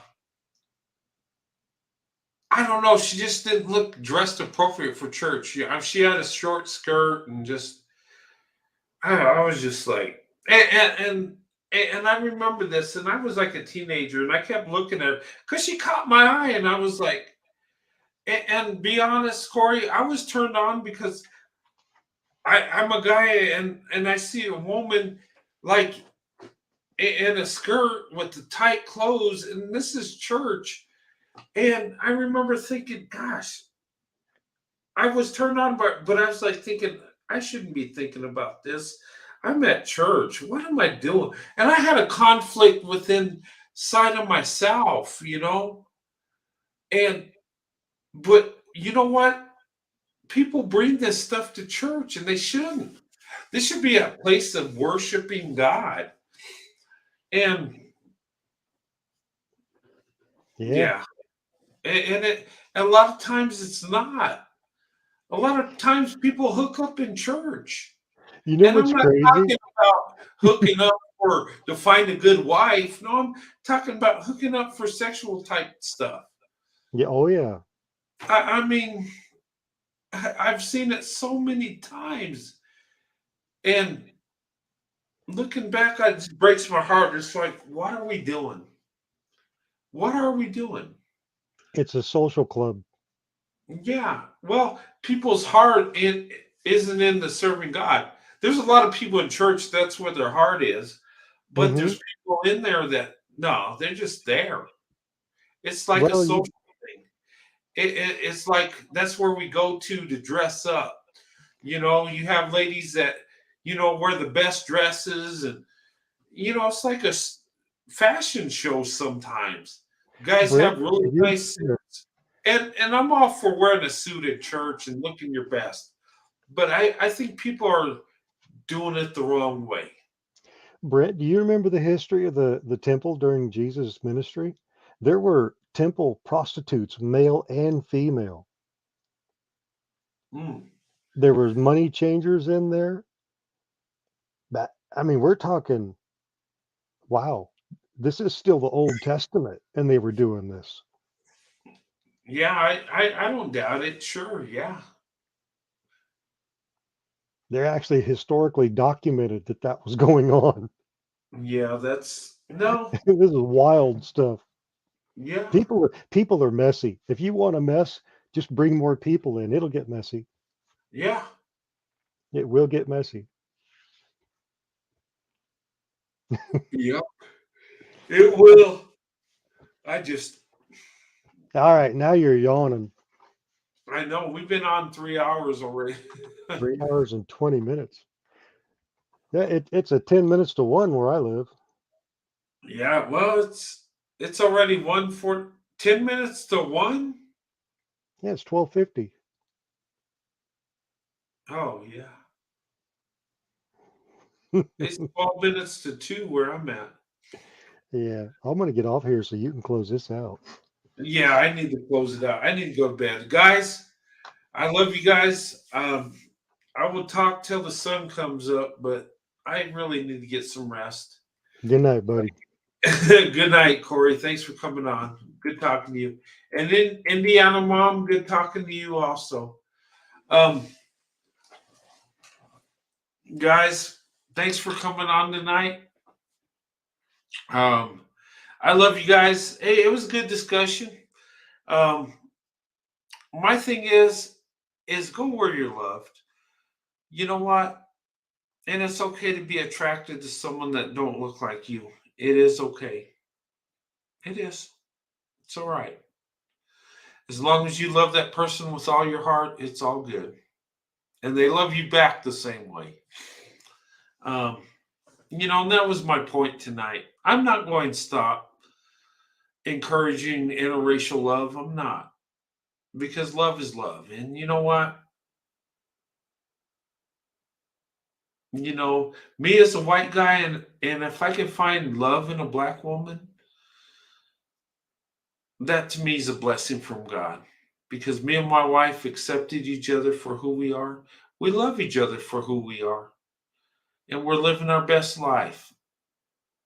And, I chose the black woman, and it's the best choice I ever made. And all the white supremacists, you can say what you want about my features and DNA and all that stupid crap. But you know what? My true love comes from my heart, not from my skin tone. The true love I have comes within, not my outward appearance. And you know what? I can love somebody that don't look like me. I sure can. And I do, very much so. And that's what we need. We need somebody to be with us that loves us. And you know what? I found that. And that's a blessing from God. And I tell you guys, open up your options. Go where you're loved. White guys, look towards a black woman. See how special and beautiful she is. Do it. Black women are very amazing. Black women are very beautiful. And not just looking at them, but once you get into her heart, you'll be in love forever. I'm telling you. I went there and I've been blessed every day. So I'm going to go ahead and close this, guys. I love you. Um, like I said, character over color, and go where the true love is. And the true love might not look like you. Just saying. Thank you so much, Indiana Mom. Me and Sandy give you hugs too. And guys, I love you. You guys are my friends. You are part of my family. And like I said, you know what? I found true love. And I found it in a black woman as a white guy in a white neighborhood around mostly white people. And that's how amazing you ladies are. When we open our eyes to you, yeah, we find true love. But anyway, guys, have a good night. God bless you and your families. And I'll see you tomorrow. I'll have 2 shows going on. Join me on my prayer meeting around 6:30 approximately. We'll do that. And then I'll have a live show afterwards where we'll talk about interracial relationships again. And we'll have a good time. But anyway, guys, I love you. And God bless you and your families, and I'll see you tomorrow. Have a good night. God bless.